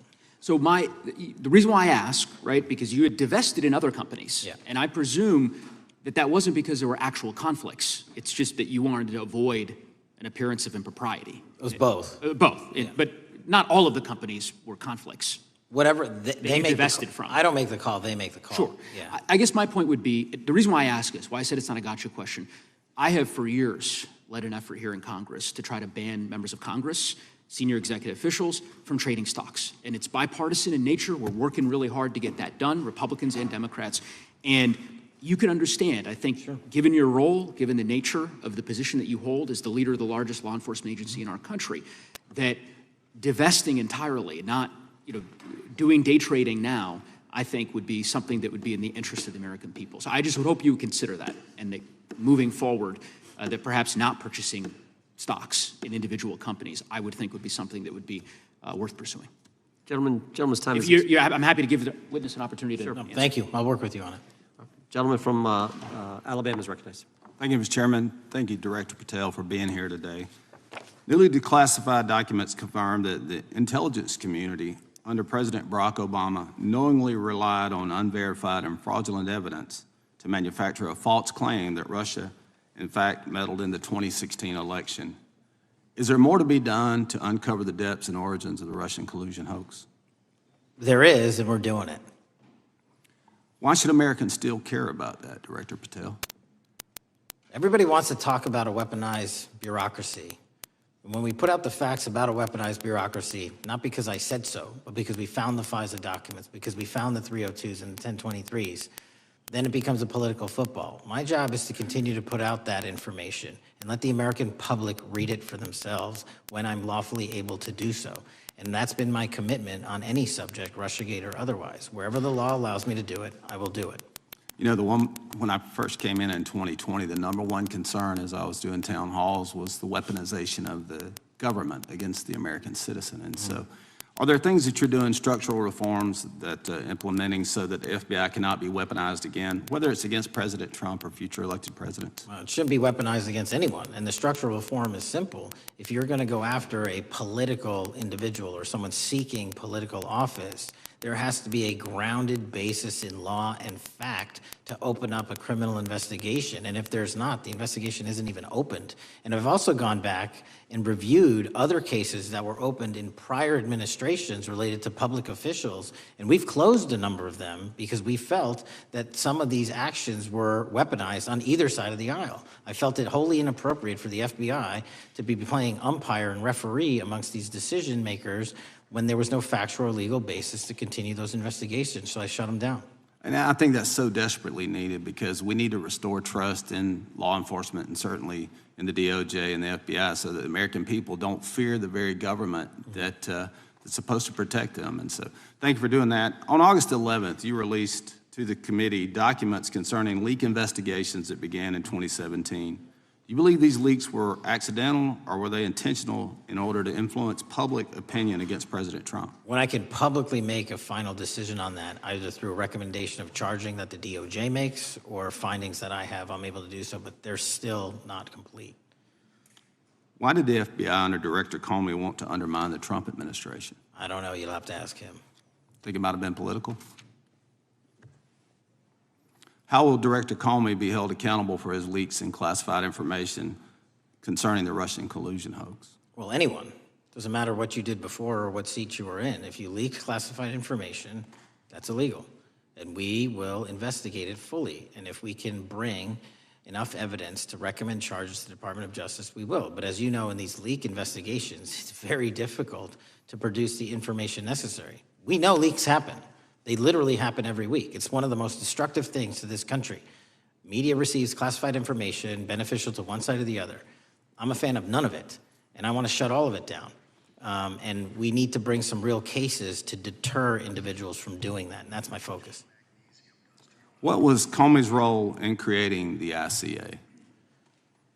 You know, speaking from my memory, as the head of the FBI, he was charged under then Director Brennan and Director Clapper and the other IC elements to come in with the NSA, CIA, FBI, and ODNI and put together a collection of information on how the information sort of surrounding Russiagate came together. So he represented the FBI in that. Was former Director of CIA, John Brennan, he's denied that the Steele dossier was used in creating the ICA. Is that true?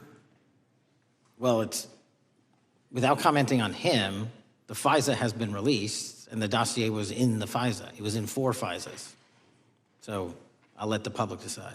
Well, former Director Brennan actually denied repeatedly that he pushed for the Steele dossier to be included in the ICA. Is that true? Denied. I'll let his testimony speak for itself, but then Deputy Director Andy McCabe also testified to the House Intelligence Committee, which has now been declassified, that were there no Steele dossier, there would have been no FISA. Well, my time's getting close, but let me tell you this, sir, and well, my colleague from Texas said, thank you for the job you're doing. You're making the American people safe. You're restoring trust in these agencies that so many of us had lost trust in. So thank you for the work you're doing. That thin blue line, you're doing a fine job, and we want to let you know we appreciate it. Thank you. God bless you. Lady from California is recognized. Thank you, Mr. Chair, and thank you, Director, for coming here today. And actually, thank you for your response to my colleague from New York who asked you earlier about violent extremism. And you said that there is violent extreme ideology on both sides. And I think you actually alluded to that same statement yesterday in the Senate. So I too have some questions I'd like to ask you. These are not gotcha questions, and just deny, please, what you deem to be false. So Dylan Roof, who followed white supremacist propaganda, murdered 9 black parishioners in Charleston in 2015. Do you deny this? I'm sorry, Dylan Ruth? Roof? Roof, can you give me some more information? You're head of the FBI, you probably know this. If you don't know, that's fine. You can give me a reminder, I've got a lot in front of me. It was national news. Robert Bowers murdered 11 Jewish worshipers in Pittsburgh in 2018. I do remember that. And it was the deadliest anti-Semitic attack. So do you admit that that happened? Yeah, I'm not saying the other thing didn't happen, I'm just asking for a little information. Patrick Cruces, who posted a manifesto about a Hispanic invasion, walked into a Walmart in El Paso, Texas in 2019 and began firing. He murdered 23 people that day, and the youngest was 15. Do you admit or deny that that happened? I'll take your presentation as accurate. All right, well, I have to say all of these cases have been adjudicated. As I said, they are not gotcha questions. These incidents were national news. And as director of the FBI, you have access to all of this information. So in 2022, Peyton Grendon walked into a supermarket in a black neighborhood in Buffalo, New York, and started shooting. He murdered 10 people that day. And on September 10th, your friend Charlie Kirk was assassinated. Tyler Robinson has been taken into custody and charged, but also on that day, Desmond Holley, a 16-year-old white male, shot and injured 2 students at a high school in Colorado before killing himself. And according to the Anti-Defamation League, he had a fascination with mass shootings and white supremacy. So do you admit to, deny these facts? Those happened. Okay. Your predecessor, former FBI Director Christopher Wray, said that one of the most dangerous concerns is that racially motivated violent extremism, especially white supremacists, has been the biggest chunk of our domestic terrorism cases and is responsible for the most lethal attacks over the last decade. Do you admit or deny, A, that he said this? I'll let the record reflect that. Whatever he said was what he said. All right, and do you agree? That there is racially motivated crimes being committed in America, yes. Yes, especially white supremacists, which is the biggest chunk of our domestic terrorism. I'm glad that you said this. So last week, President Trump was asked if there were extremists on both the left and the right. He was actually asked this by Fox and Friends, and his exact words were, "I'll tell you something that's going to get me in trouble, but I couldn't care less. The radicals on the right oftentimes are radical because they don't want to see crime. The radicals on the left are the problem, and they're vicious, and they're horrible, and they're politically savvy." Do you agree with the president? I don't speak for the president. The president speaks for himself. Do you agree with the president? I don't. On what matter? On the question that I just asked, do you agree with his statement about the radical left? That there's ideology that's driving violence on both sides? Yes, that's what he acknowledged. No, he didn't. He didn't. But I'm glad that you're saying that and actually creating some separation between you and the president. And I'm glad that you That's literally are not what happened. He said acknowledging both. that there is violent extremism on both sides. What's interesting is that the research arm of the Department of Justice, the National Institute of Justice, do you know what that is? I'm familiar with them. Okay, great. It is the research arm of the Department of Justice, and it published an article in 2024 devoted to domestic radicalization, violent extremism, and terrorism. I have it. It's interesting that it's no longer on the website. It has been scrubbed, but I ask these questions because what makes a strong, qualified director of any business, of any household, of the FBI, what makes a reputable prosecutor is not lapdog loyalty, but a commitment to the creed that evidence is agnostic and that the evidence will lead you to making the right decisions. And your job, no one's job is to like the data or the evidence, it is to collect it. That is how you gain trust. And Mr. Chair, I would like to enter into the record, if I may. White supremacist group stands by racist ideology with unanimous consent. Without objection. Dylan Roof, the radicalization of the alt-right and ritualized racial violence. Without objection. Thank you. Another article, how Robert Bowers went from conservative to white nationalist. I'd like to enter that into the record with me. Without objection.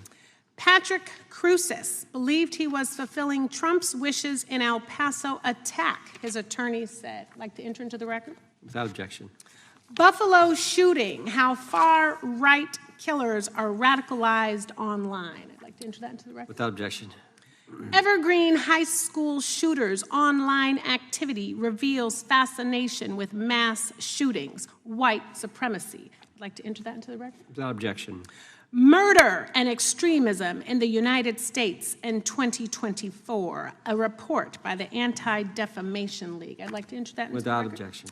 And the article, the report that was scrubbed from the DOJ just recently, National Institute of Justice Journal focusing on domestic radicalization, violent extremism, and terrorism. I'd like to enter that into the record. Without objection. And lastly, the libertarian think tank Cato and their analysis on violent extremism and the right rising in extremist acts. I'd like to enter that into the record. Without objection.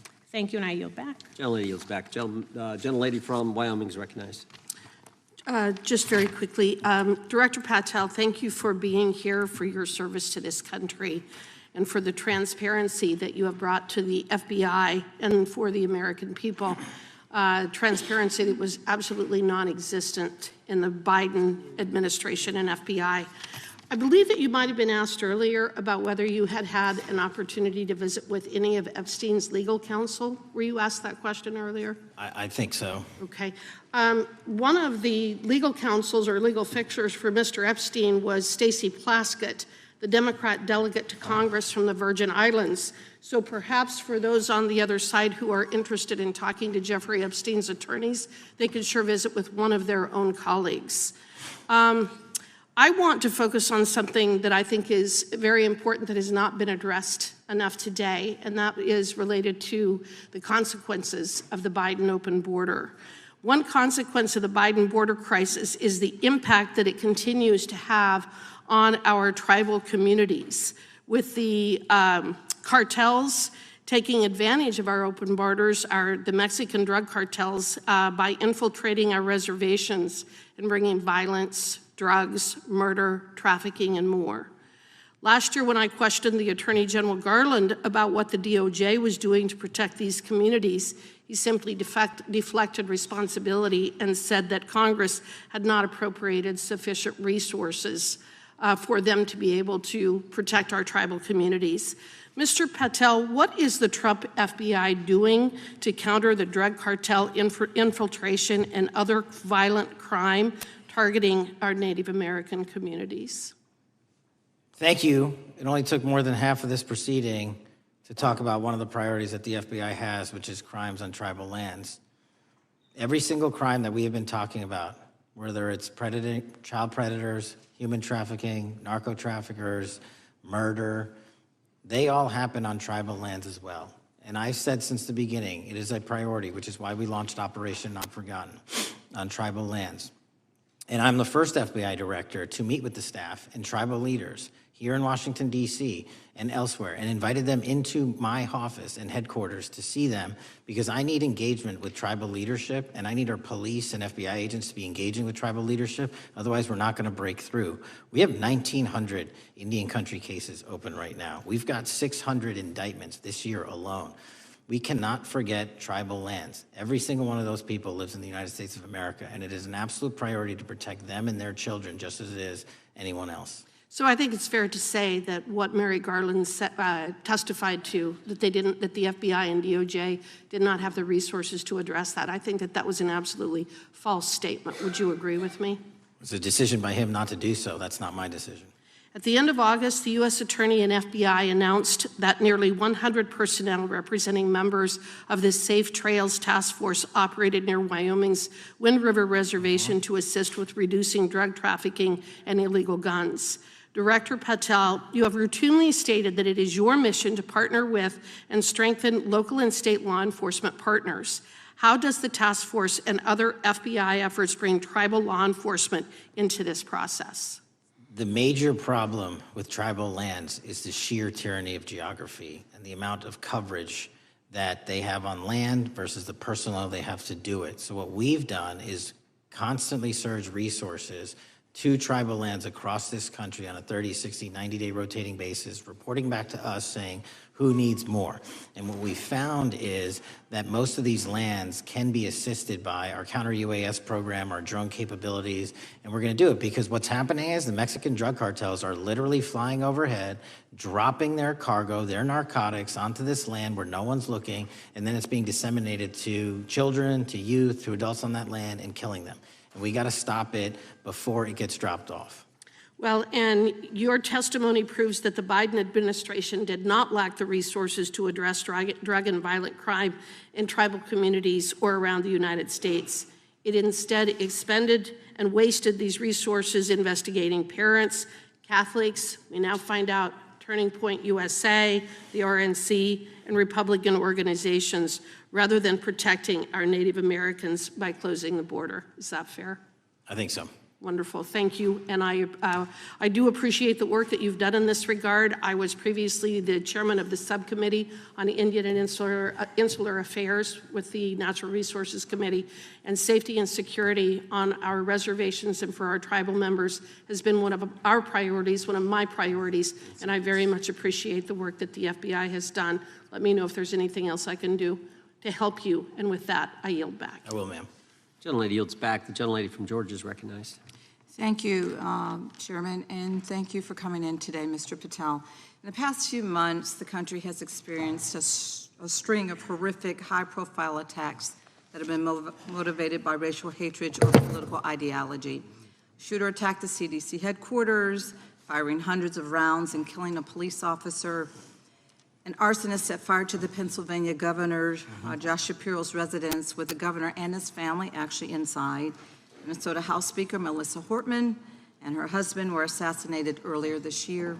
Clark and Charlie Kirk was murdered last week. Bomb threats have been made against HBCUs and the DNC, and just the list goes on and on. I only have just a few minutes today, so I don't want to take a lot of time to go into all the countless and devastating violent crimes and incidents that have happened at our schools or on our streets and in our communities that have just been happening all year long. Mr. Patel, just yes or no, is this type of political violence ever acceptable in your eyes? No. I'm glad that we agree that these heinous acts designed to instill fear and division in our nation are never, ever acceptable, yet each of these incidents has recently taken place under your watch. The FBI's website states that protecting the United States from terrorist acts is the FBI's #1 priority, including from domestic terrorists. Is this still your #1 priority? Domestic terrorism? Preventing domestic terrorism. Our #1 priorities are protecting the homeland and international terrorism and crushing violent crime, and domestic terrorism sort of interlays between both of those. Okay, so, well, then I'm glad that you're giving us the right answer, but unfortunately, your actions kind of tell a different story. Earlier this year, you granted the ranks of the FBI's Domestic Terrorism Operations Section. This is the section of the FBI that is most directly responsible for addressing political violence in our country by preventing attacks from occurring and effectively responding to them if they do. The agents in this section are the ones who stopped an individual stockpiling weapons, who planned to attack schools and churches in Florida and seized bombs made by an ISIS sympathizer in New Orleans. And instead of ensuring that this section has all the resources that it needs at a time when its mission is critical, you fired its decorated veteran FBI agents who have served their country proudly under Republican and both Democratic presidents, and you scrapped the tools that they developed to fight domestic terrorism, including the National Domestic Terrorism Incident Database. I mean, most of that is just not true. We have 1,700 current DT managed programs. We're up 300% in the amount of cases we brought against nihilistic, violent extremists, including 764, wishing to harm our children. The FBI and the men and women are getting after that problem set more than ever because I've unleashed them to do so. And any insinuation that these tragic occurrences across the country are somehow singularly my fault or disgusting because that watershed goes down to the men and women at the FBI, Mr. Patel, and they are not responsible for it. I'm happy to work with you to get them what they need. Gentlelady controls the time. Unanimous consent request. You'll state a request. Thank you very much. Into the record, an article from Reuters titled FBI Scales Back Staffing, Tracking of Domestic Terrorism, Probes Sources Say. Thank you very much. Without objection. I appreciate that. So, Mr. Patel, and it isn't just the domestic terrorism operations section. Under your watch, agents are fully diverting their attention to these anti-immigrant and city takeover operations, leaving our children vulnerable to dangerous networks of online predators, both domestic and international. You pulled more than 120 FBI agents from their normal duties to operate sobriety checks and conduct traffic stops, exposing the FBI's fleet of unmarked cars and thereby making it harder for the FBI to combat violent criminal gangs, foreign intelligence services, and drug traffickers in the process. That's simply not true. If we were not able to do two things at one time, how would we be Patel, I seizing reclaim record my amounts of time. I fentanyl? reclaim my time. 23,000 Chairman, I'd like to violent enter felons have been into arrested. Time belongs to the gentlelady. More than twice as many as Consent last Time request. belongs to the gentlelady from Georgia. Thank you very much. And this request basically is, it is an article from Reuters, which quotes law enforcement officers familiar with agents who once covered child exploitation cases, but now focus on immigration child exclusive. Thousands of agents diverted to Trump immigration track down. Mr. Patel, in the short time I have left, your tenure as director of FBI has been somewhat problematic. Americans are left safe, definitely less safe under your watch. You have gutted the FBI's ability to keep safe from domestic terrorism. You have sent FBI agents to conduct traffic stops and round up hardworking immigrants who pose no danger to public safety. People even President Trump referred to as good, long-time workers. Your job is to protect and serve the American public. Time to the You have gentlelady. spent your time protecting heinous individuals and using the FBI to serve as a political circus. You at times have appeared unequipped. Time of This the country gentlelady has deserves better, expired. and I yield. Gentlelady yields May back. I respond? Sure can. Simply put, what is it? Are we failing? If we're failing, how are we arresting 23,000 violent felons? Twice as many as this time last year. Are we failing? Because if we're failing, how are we seizing 1,500 kilograms of meth, 25% increase from last year? Are we failing? Because we captured 4 top 10 FBI most wanted from around the world in 7 months. That's more than the entirety of the last administration. Are we failing? Because we put 1,500 child predators in prison. Are we failing? Because we dismantled 300 human trafficking networks. Which is it? You don't like me, that's fine. But don't you dare disparage the men and women of the FBI that are producing record results in historic fashion to protect this country. They are kicking ass for America, and they're going to continue to do so. And we appreciate your leadership. The gentlelady from Florida is recognized. When I was home recently, I met with the agents leading the Tampa office of the FBI, and I saw what they're focused on in my community: stopping drug traffickers, rescuing children from exploitation, fighting cybercrime, protecting us from acts of terrorism, foreign and domestic. And I know from my time as a federal prosecutor and a judge that this work by the Bureau doesn't make headlines, but it is happening every single day. At the top, accountability is necessary, transparency is critical, but today we've seen an effort not just to diminish, but to distort the work of Director Patel and the agents he leads. If we really care about transparency and about truth, then what we owe to the American people is this reality: that thousands of dedicated professionals at the FBI wake up every single day thinking not about themselves, but about this country, and keeping every single one of us and our children safe from harm. And Director Patel, I would like to hear from you the facts about what the FBI is doing and your efforts to fight crime. Director Patel, isn't it correct that since January 20th, 2025, the FBI has made over 25,000 immigration-related arrests, including 350 members of Tren de Aragua and 195 members of MS-13? Those numbers are accurate. The Tren de Aragua numbers are up over 350% from the year before. And during that same period, hasn't the FBI seized over 66,000 kilos of cocaine, 6,000 kilos of meth, and 1,500 kilos of fentanyl? Not to be nitpicky, but it's 89,000 kilos of cocaine and 7,300 kilograms of meth. And isn't it also true that the FBI Tampa Division's Panama Express Strike Force specifically seized nearly 67,000 kilos of cocaine valued at more than $1.6 billion from illicit maritime vessels? One of our best operations out of the Port of Tampa, and I was down there in South Florida when Panex did their work. Director Patel, since October 7th, 2023 Hamas attack, the FBI has been a co-leader of the Joint Task Force October 7th. Isn't it correct that this task force is actively working to bring justice for victims and to prevent terrorist infiltration at our borders? Yes, ma'am. Since January 20th, hasn't the FBI arrested 59 foreign intelligence operatives for spying or smuggling dangerous material into the United States? Yes, we have, and that's on track to be more than 25% than ever before. And the FBI has also been leading operations against major cyber threat actors, including those from Russia, China, Iran, and North Korea. Isn't that right? A 17% increase from year to date last year. Director Patel, The FBI's child exploitation task forces continue to investigate predators who target children online and across our communities. How significant is that threat today, and what results have you seen under your tenure in bringing these offenders to justice? We have, under Operation Grayskull, dismantled dark web units that are operating online, not just in the United States, but across the world, to do our children harm. We have taken into custody more suspects than ever before on those who seek to harm our children. That is what the men and women of the FBI do, and that's what they're going to continue to do. Those are the real results when you let good cops be cops, and when you let us get on these platforms and expose them to the public and show them the harms of these predators on these online gaming systems and social media systems. And we need more help from Congress to allow us more authorities to do that work. The FBI laboratory manages the Combined DNA Index System, or CODIS, which compares over 25 million DNA profiles and aids more than 125 investigations each day. Director Patel, why is this important to law enforcement nationwide?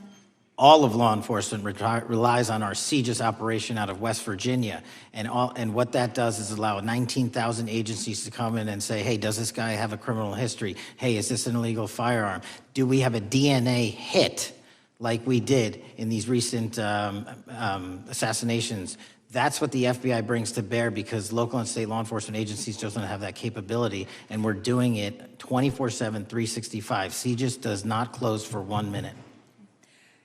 In your testimony, you noted that the FBI has ongoing counterintelligence investigations into China, Iran, and Russia across all 55 field offices. Why is it essential to maintain that scope of coverage, and what success can you point to in disrupting nation-state actors? Our biggest threats involving nation-state actors are the PRC, Russia, and China, and they are up 33%, 83%, and 60% respectively in arrest alone this year.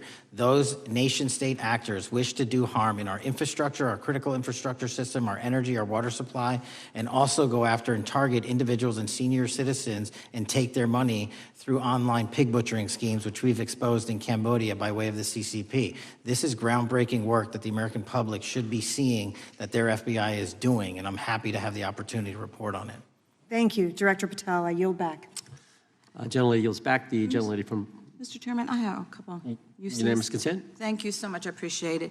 In response to Mr. Patel's making the remarks that, that maybe our colleagues are disparaging the men and women of the FBI, I'd like to enter the record 3 unanimous consent requests. One is entitled FBI is using polygraphs to test officials' loyalty.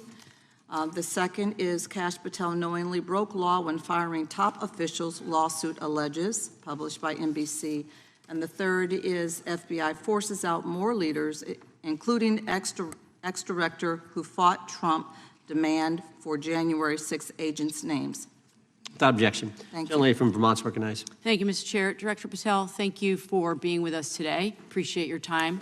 Let me say at the top, political violence should have no place in this country, and I strongly, unequivocally condemn the killing of Charlie Kirk last week. And this is exactly the kind of case that warrants a swift and thorough investigation by the FBI.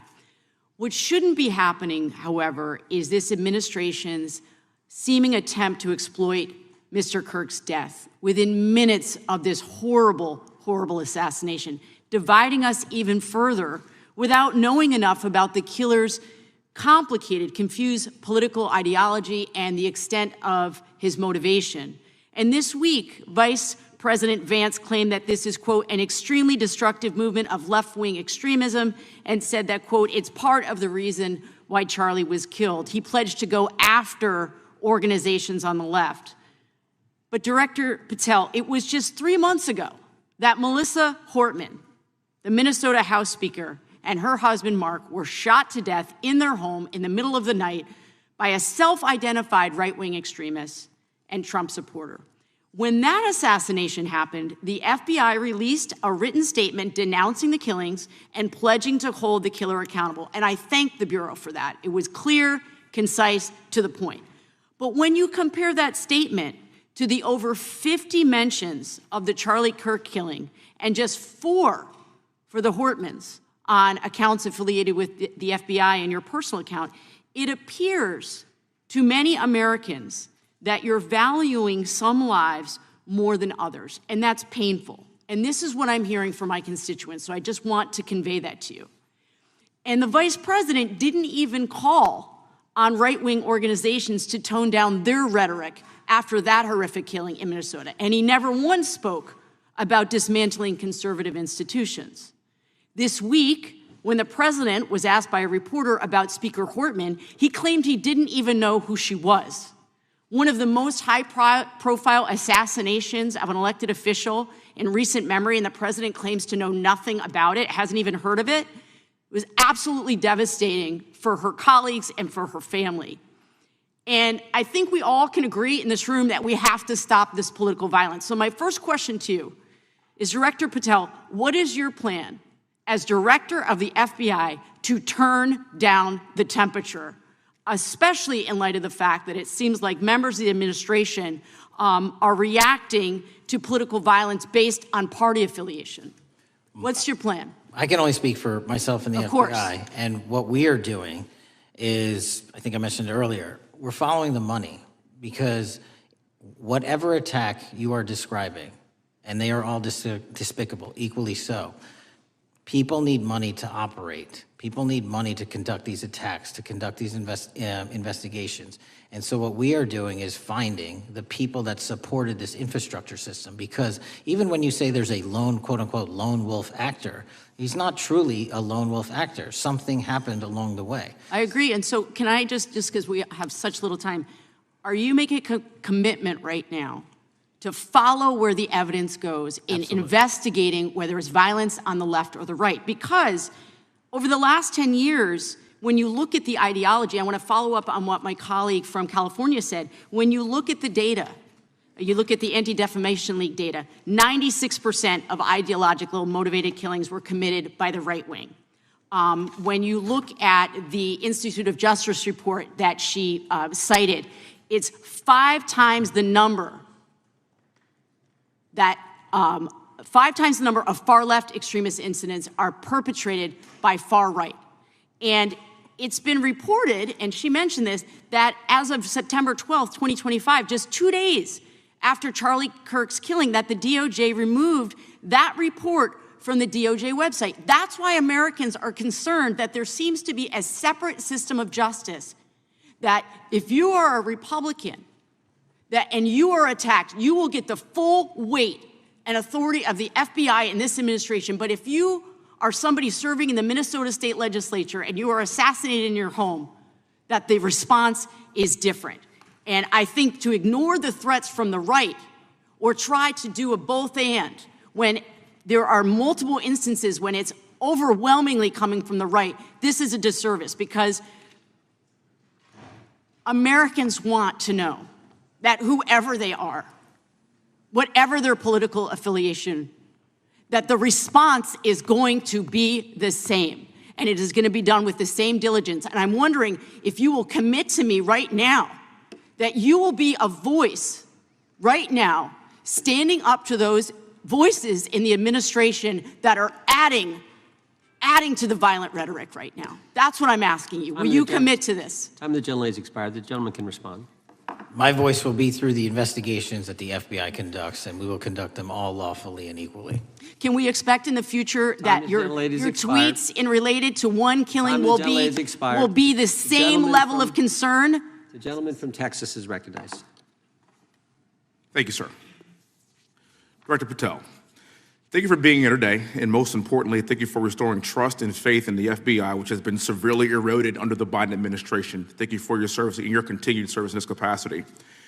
On April 7th, 2025, Charlie posted on X, "Assassination culture is spreading from the left.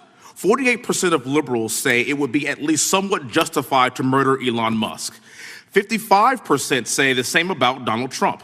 And California activists are naming ballot measures after Luigi Mangione. The left is being whipped into a violent frenzy and set back. Whether losing an election or losing a court case justifies a maximally violent response," end quote.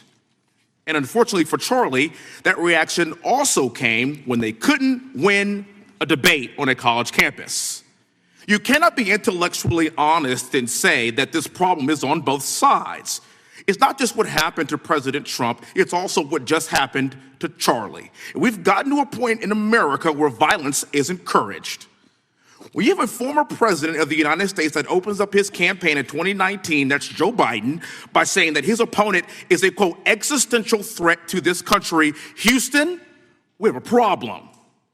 People that you disagree with are not existential threats. They are not Nazis. They are not fascist. They are not racist. They are not deplorable. They are not irredeemable. They are your fellow Americans who have a different perspective on how government should run and what government should look like. Whether or not we should have strong sovereign borders, whether or not we should have safe communities, whether or not we should have places to worship our God and not worry about being shot, whether or not we live in communities and cities that are not overwhelmed by drugs and crime, whether or not we have two genders, and whether or not we have common sense in our policies and our values. And people that believe these things are not existential threats. I happen to be one of these people that believes all of the above, and as someone that served this country in combat, I can assure you I am not an existential threat to this country because I swore to protect her. I also want to point out, how many cities have you seen burned to the ground since Charlie Kirk's death? 0. No summer of love, no riots, no nothing, no looting, no killing, none. We simply gathered and prayed for his soul, his family, and this country, because that's exactly what we represent. And while we might be angry, this righteous anger will carry on Charlie's message and legacy. I want everybody to know something very simple. Charlie is not dead because of what he said. He is dead because people listened. My time is limited, so I have a few questions for you, sir. And again, thank you very much for being here. I really appreciate your time and your service. In your experience in the FBI, have you noticed a precipitous rise in political violence and other associated crimes that you have been investigating so far this year? And if so, is this trend in motive left-wing or right-wing violence? I can always speak generally, sir. There is too much political violence, and it has been a precipitous rise on too many fronts. How do we solve this? We solve this by giving the FBI more authorities to go into and work with the private sector. There are too many online platforms. There are too many social media platforms. There are too many gaming platforms. There are too many places for people from America and around the world to get together without their parents knowing anything about it, without their school teachers knowing anything about it, and infesting the minds of our children and infecting them with radical ideology, and that is the root cause of these problems, and we must tackle it. It is not a 1950s America anymore. In 2025, the cyberspace needs to be tackled. Thank you. Switching gears, when your predecessor sat right there in that seat a couple of years, last year in a committee hearing, I asked him a very detailed question about Matthew Thomas Crooks, the shooter responsible for the assassination attempt on President Trump's life. I did get an answer from Chris Wray that day, and I submitted written questions to the FBI and into the record of this committee, and I want to resubmit those questions today because I think we are still awaiting answers to those questions. So, Mr. Chairman, I'd like to submit some for the record, please. I'd like to ask you, sir, and the FBI, under your leadership, would you please respond to these questions, and can you commit to doing that? As soon as the trial's over. Thank you very much. I will end with this. Charlie Kirk is not dead because of what he said. Charlie Kirk is dead because people listened. He set up a tent that said, "Prove me wrong," and exercised his First Amendment right. That's all he did. And we will continue to do so in this country in order to preserve this constitutional republic. And with that, I yield back. Thank you. Gentleman yields back. The gentleman from Florida is recognized. Thank you, Mr. Chairman. Before I begin, I want to caution my colleagues on one-sided violence in this country. We just heard that there were no riots on the right. We're literally sitting in the building where there was a giant riot by supporters of the president, the right. We also heard that only leftists, have said that Trump is a Nazi. In 2016, the current vice president of the United States said, Trump is either a cynical asshole or he's America's Hitler. And so this is the problem. Like, I don't want to have to say this garbage, but you want me to sit here and get painted with one brush, the whole left. No, there are extremes on the left, and there are extremes on the right. And we collectively should tackle that. But to come here and just look at us and say we all support what's going on in the extremes is why we can't solve anything in this building. Director, let me say first, thank you for being here, and my condolences on the loss of your friend. And I'm happy to hear that you want to do more on the social media platforms. Okay, it's crazy what's going on the social media platforms.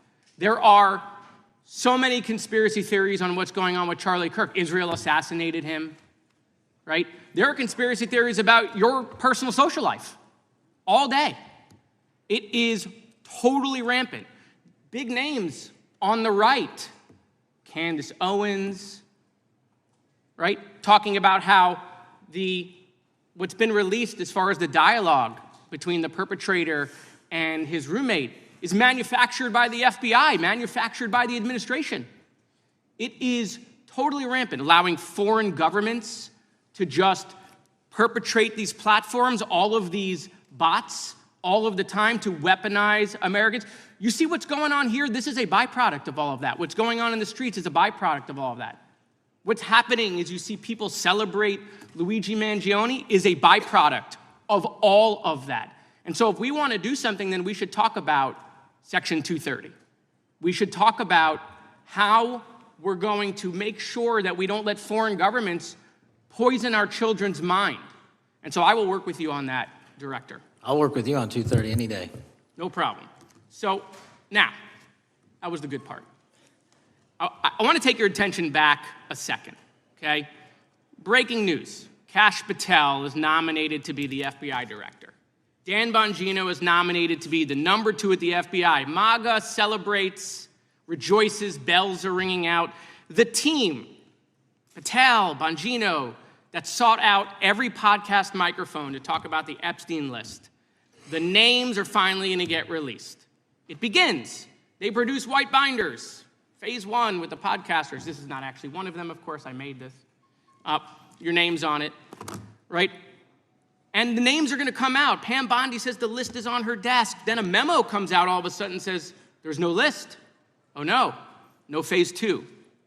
Phase 2 binders never happen. You said the conspiracy theories around Epstein just aren't true. They never have been. And yesterday, in an answer to Senator Kennedy, you said the FBI is not in possession of any credible evidence that Epstein trafficked girls to anyone but himself. So according to your testimony yesterday and in this committee, according to the evidence the FBI has, the number of names on the list are 0. No, zero. The index has been released, and the number of people involved in that trafficking operation were charged in 2018. Other than Epstein and Ghislaine Maxwell, your testimony in the Senate and here is that according to the evidence you have, the number of other names is 0. That were charged based on credible evidence. Well, who are the other names? Give me the other names that weren't charged. We are not releasing the names of anyone because the Department of Justice never does that of anyone that didn't have any credible information to attack them. Let me move forward. The president has, you've seen the picture of the woman's body with the writing and the president's signature. The president says that's not his. Mm-hmm. Okay? President says it's not his. The Republican colleagues say it's not his. The administration say it's not his.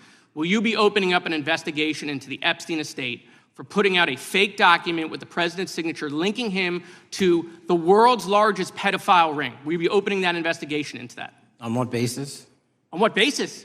They literally put out a fake document, according to the president, with a fake signature. It's a forgery of the president of the United States signature. That's the basis. Sure, I'll do it. Okay, I look forward to that investigation. Am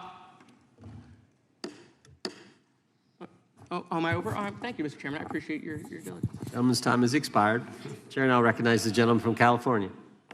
Director Patel, as you know, my state, California, is home to the worst public infrastructure failure in U.S. history, known as California High-Speed Rail, although the name is probably a misnomer.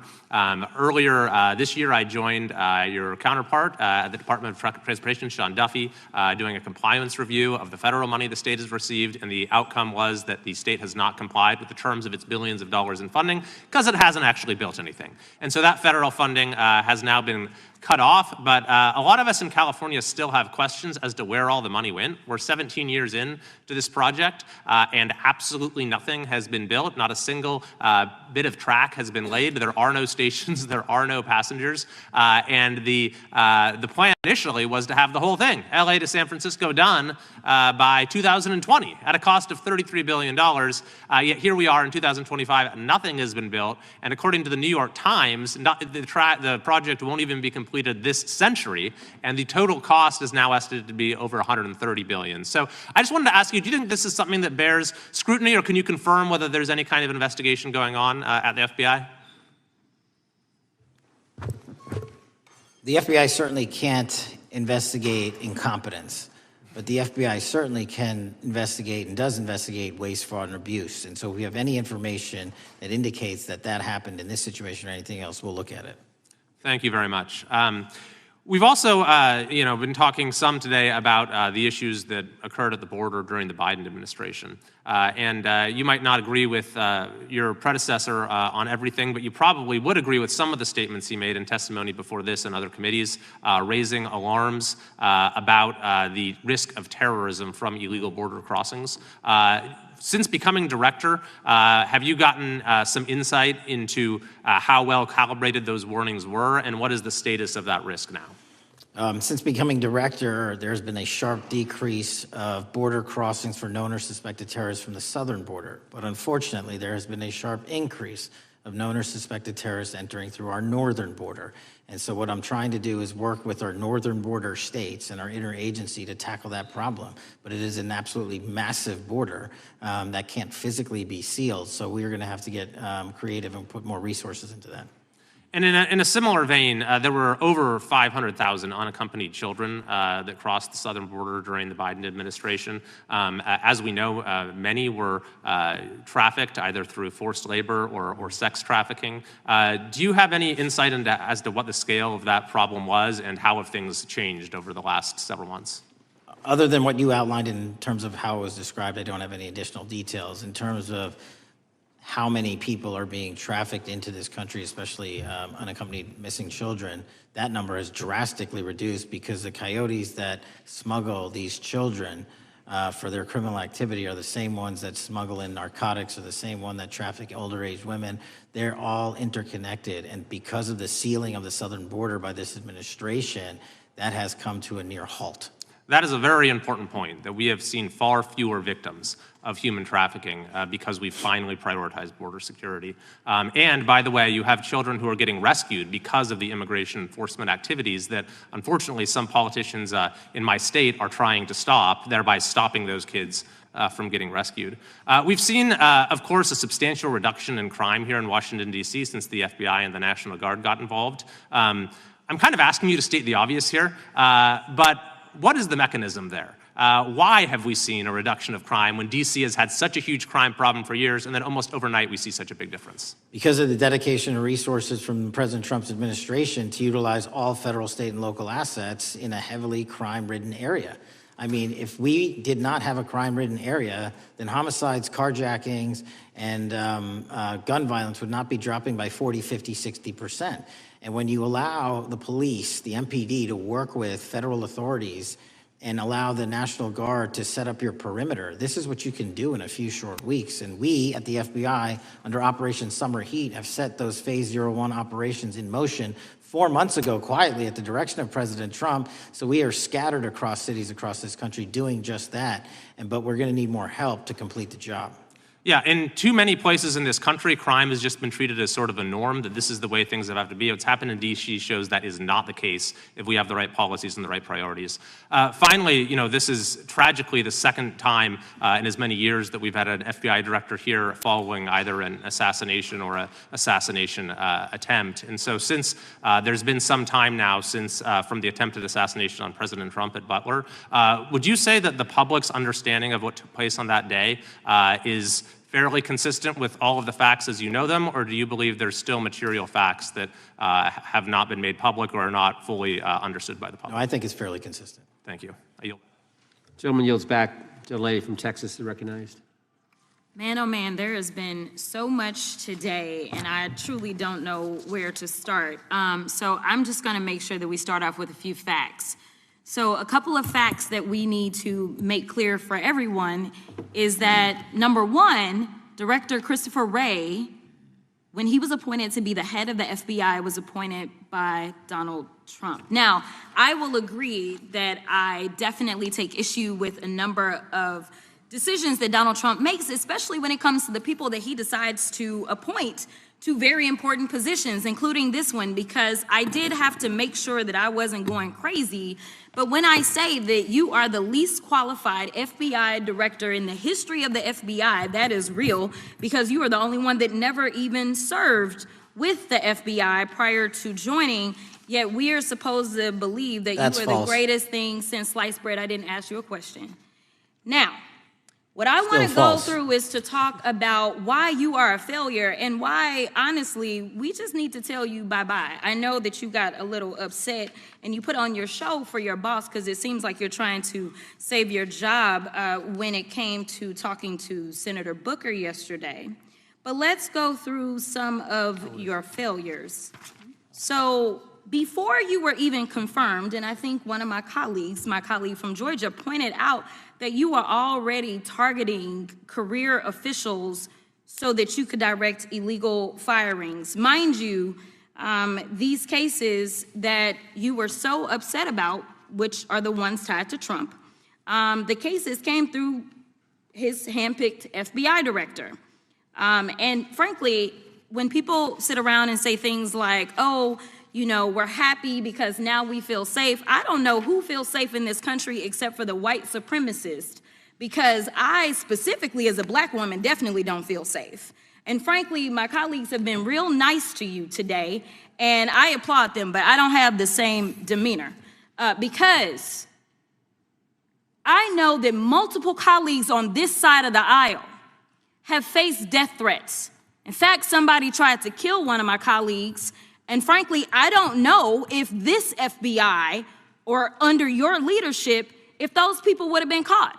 I don't have any confidence in you. And if we start talking about the reasons that I lack confidence, we could start with you not just wanting to acknowledge some simple facts. Simple facts like the vast majority of the threats are coming from right-wing extremism. And I know my colleagues have tried to stress this, but I decided that I would maybe do it in a different way. Number one, I have a couple of UCs. Kim Buck, one of multiple Republicans receiving death threats for voting against Jim Jordan as House Speaker. Without objection. Another one, Republican lawmaker says she received death threats after voting against Jim Jordan in Speaker's race. Without objection.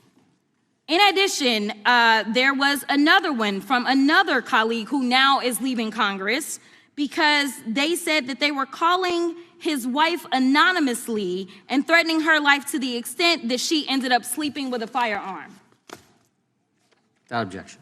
Okay, so here's the deal.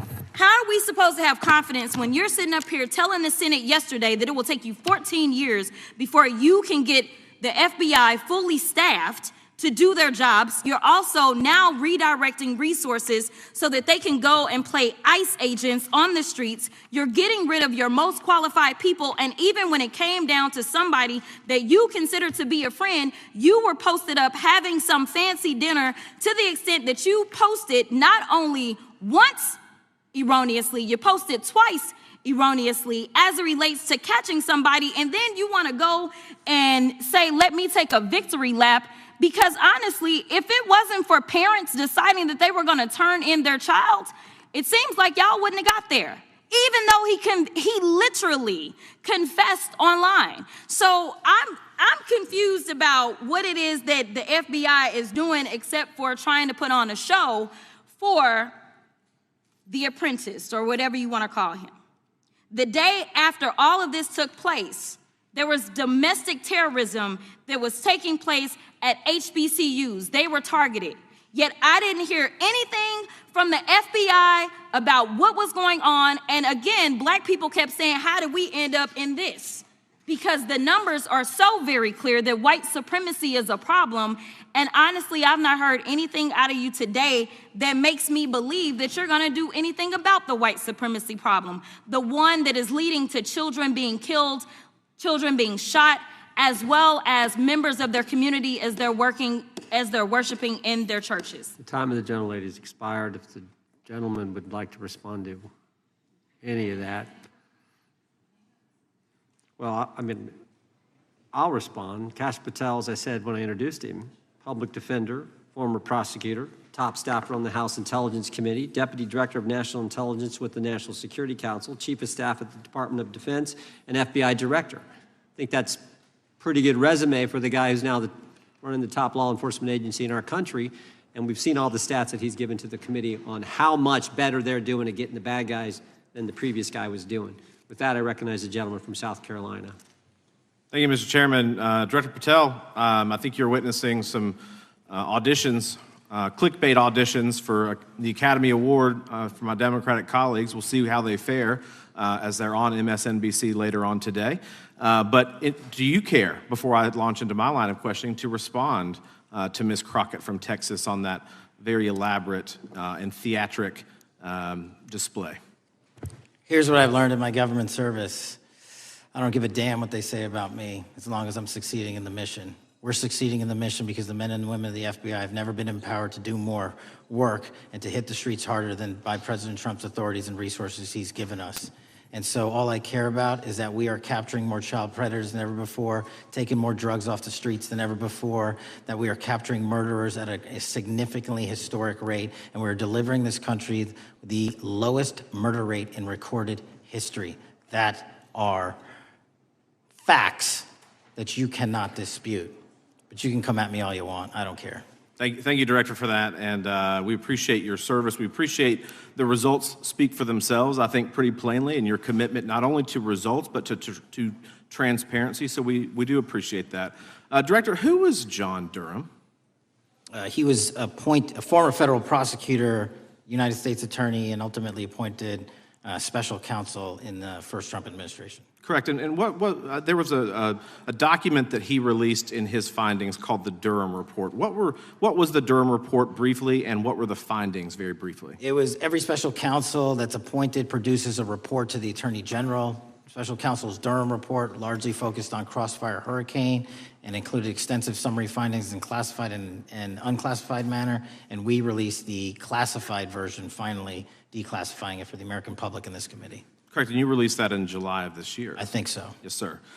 Isn't it true that in the classified Durham Annex, as it's referred to, that in 2016, the Obama administration obtained intelligence information from a source contained in two separate memoranda, one in January of 2016 and one in March? The two memoranda described confidential conversations between DNC Chair Debbie Wasserman Schultz and two individuals from the Soros Open Society Foundation. Isn't that true? As written in the report, I'll let her speak for itself. In the Durham Annex in January of 2016, the memorandum noted in part that President Barack Obama intended to scuttle the FBI's investigation into Hillary Clinton's private email server and mishandling of highly classified information during her time as Secretary of State. Isn't that found in the report? I believe so. Isn't it also found in the report that in March of 2016, the memorandum also included references to the same Obama effort to shut down the Clinton investigation, but additionally outlined a plan to falsely connect Trump to Russia? Isn't that in the Durham Annex? I think it's in more than the Durham Report, but yes. The memo also stated in part that quote, the Democrat Party's opposition is focused on discrediting Trump, among other things. The Clinton staff, with the support from special services, is preparing scandalous revelations of business connections between Trump and the Russian mafia. Isn't that also found in the now unclassified Durham Annex? I believe so, sir. According to the Durham Annex, based on analysis and translation of the intelligence, FBI analysts believed that special services could either mean the FBI or CIA, or the Trump dossier author Christopher Steele. Isn't that in the Durham Annex? I believe so, sir. When the Obama administration received intelligence in March of 2018, Fusion GPS was preparing open source opposition research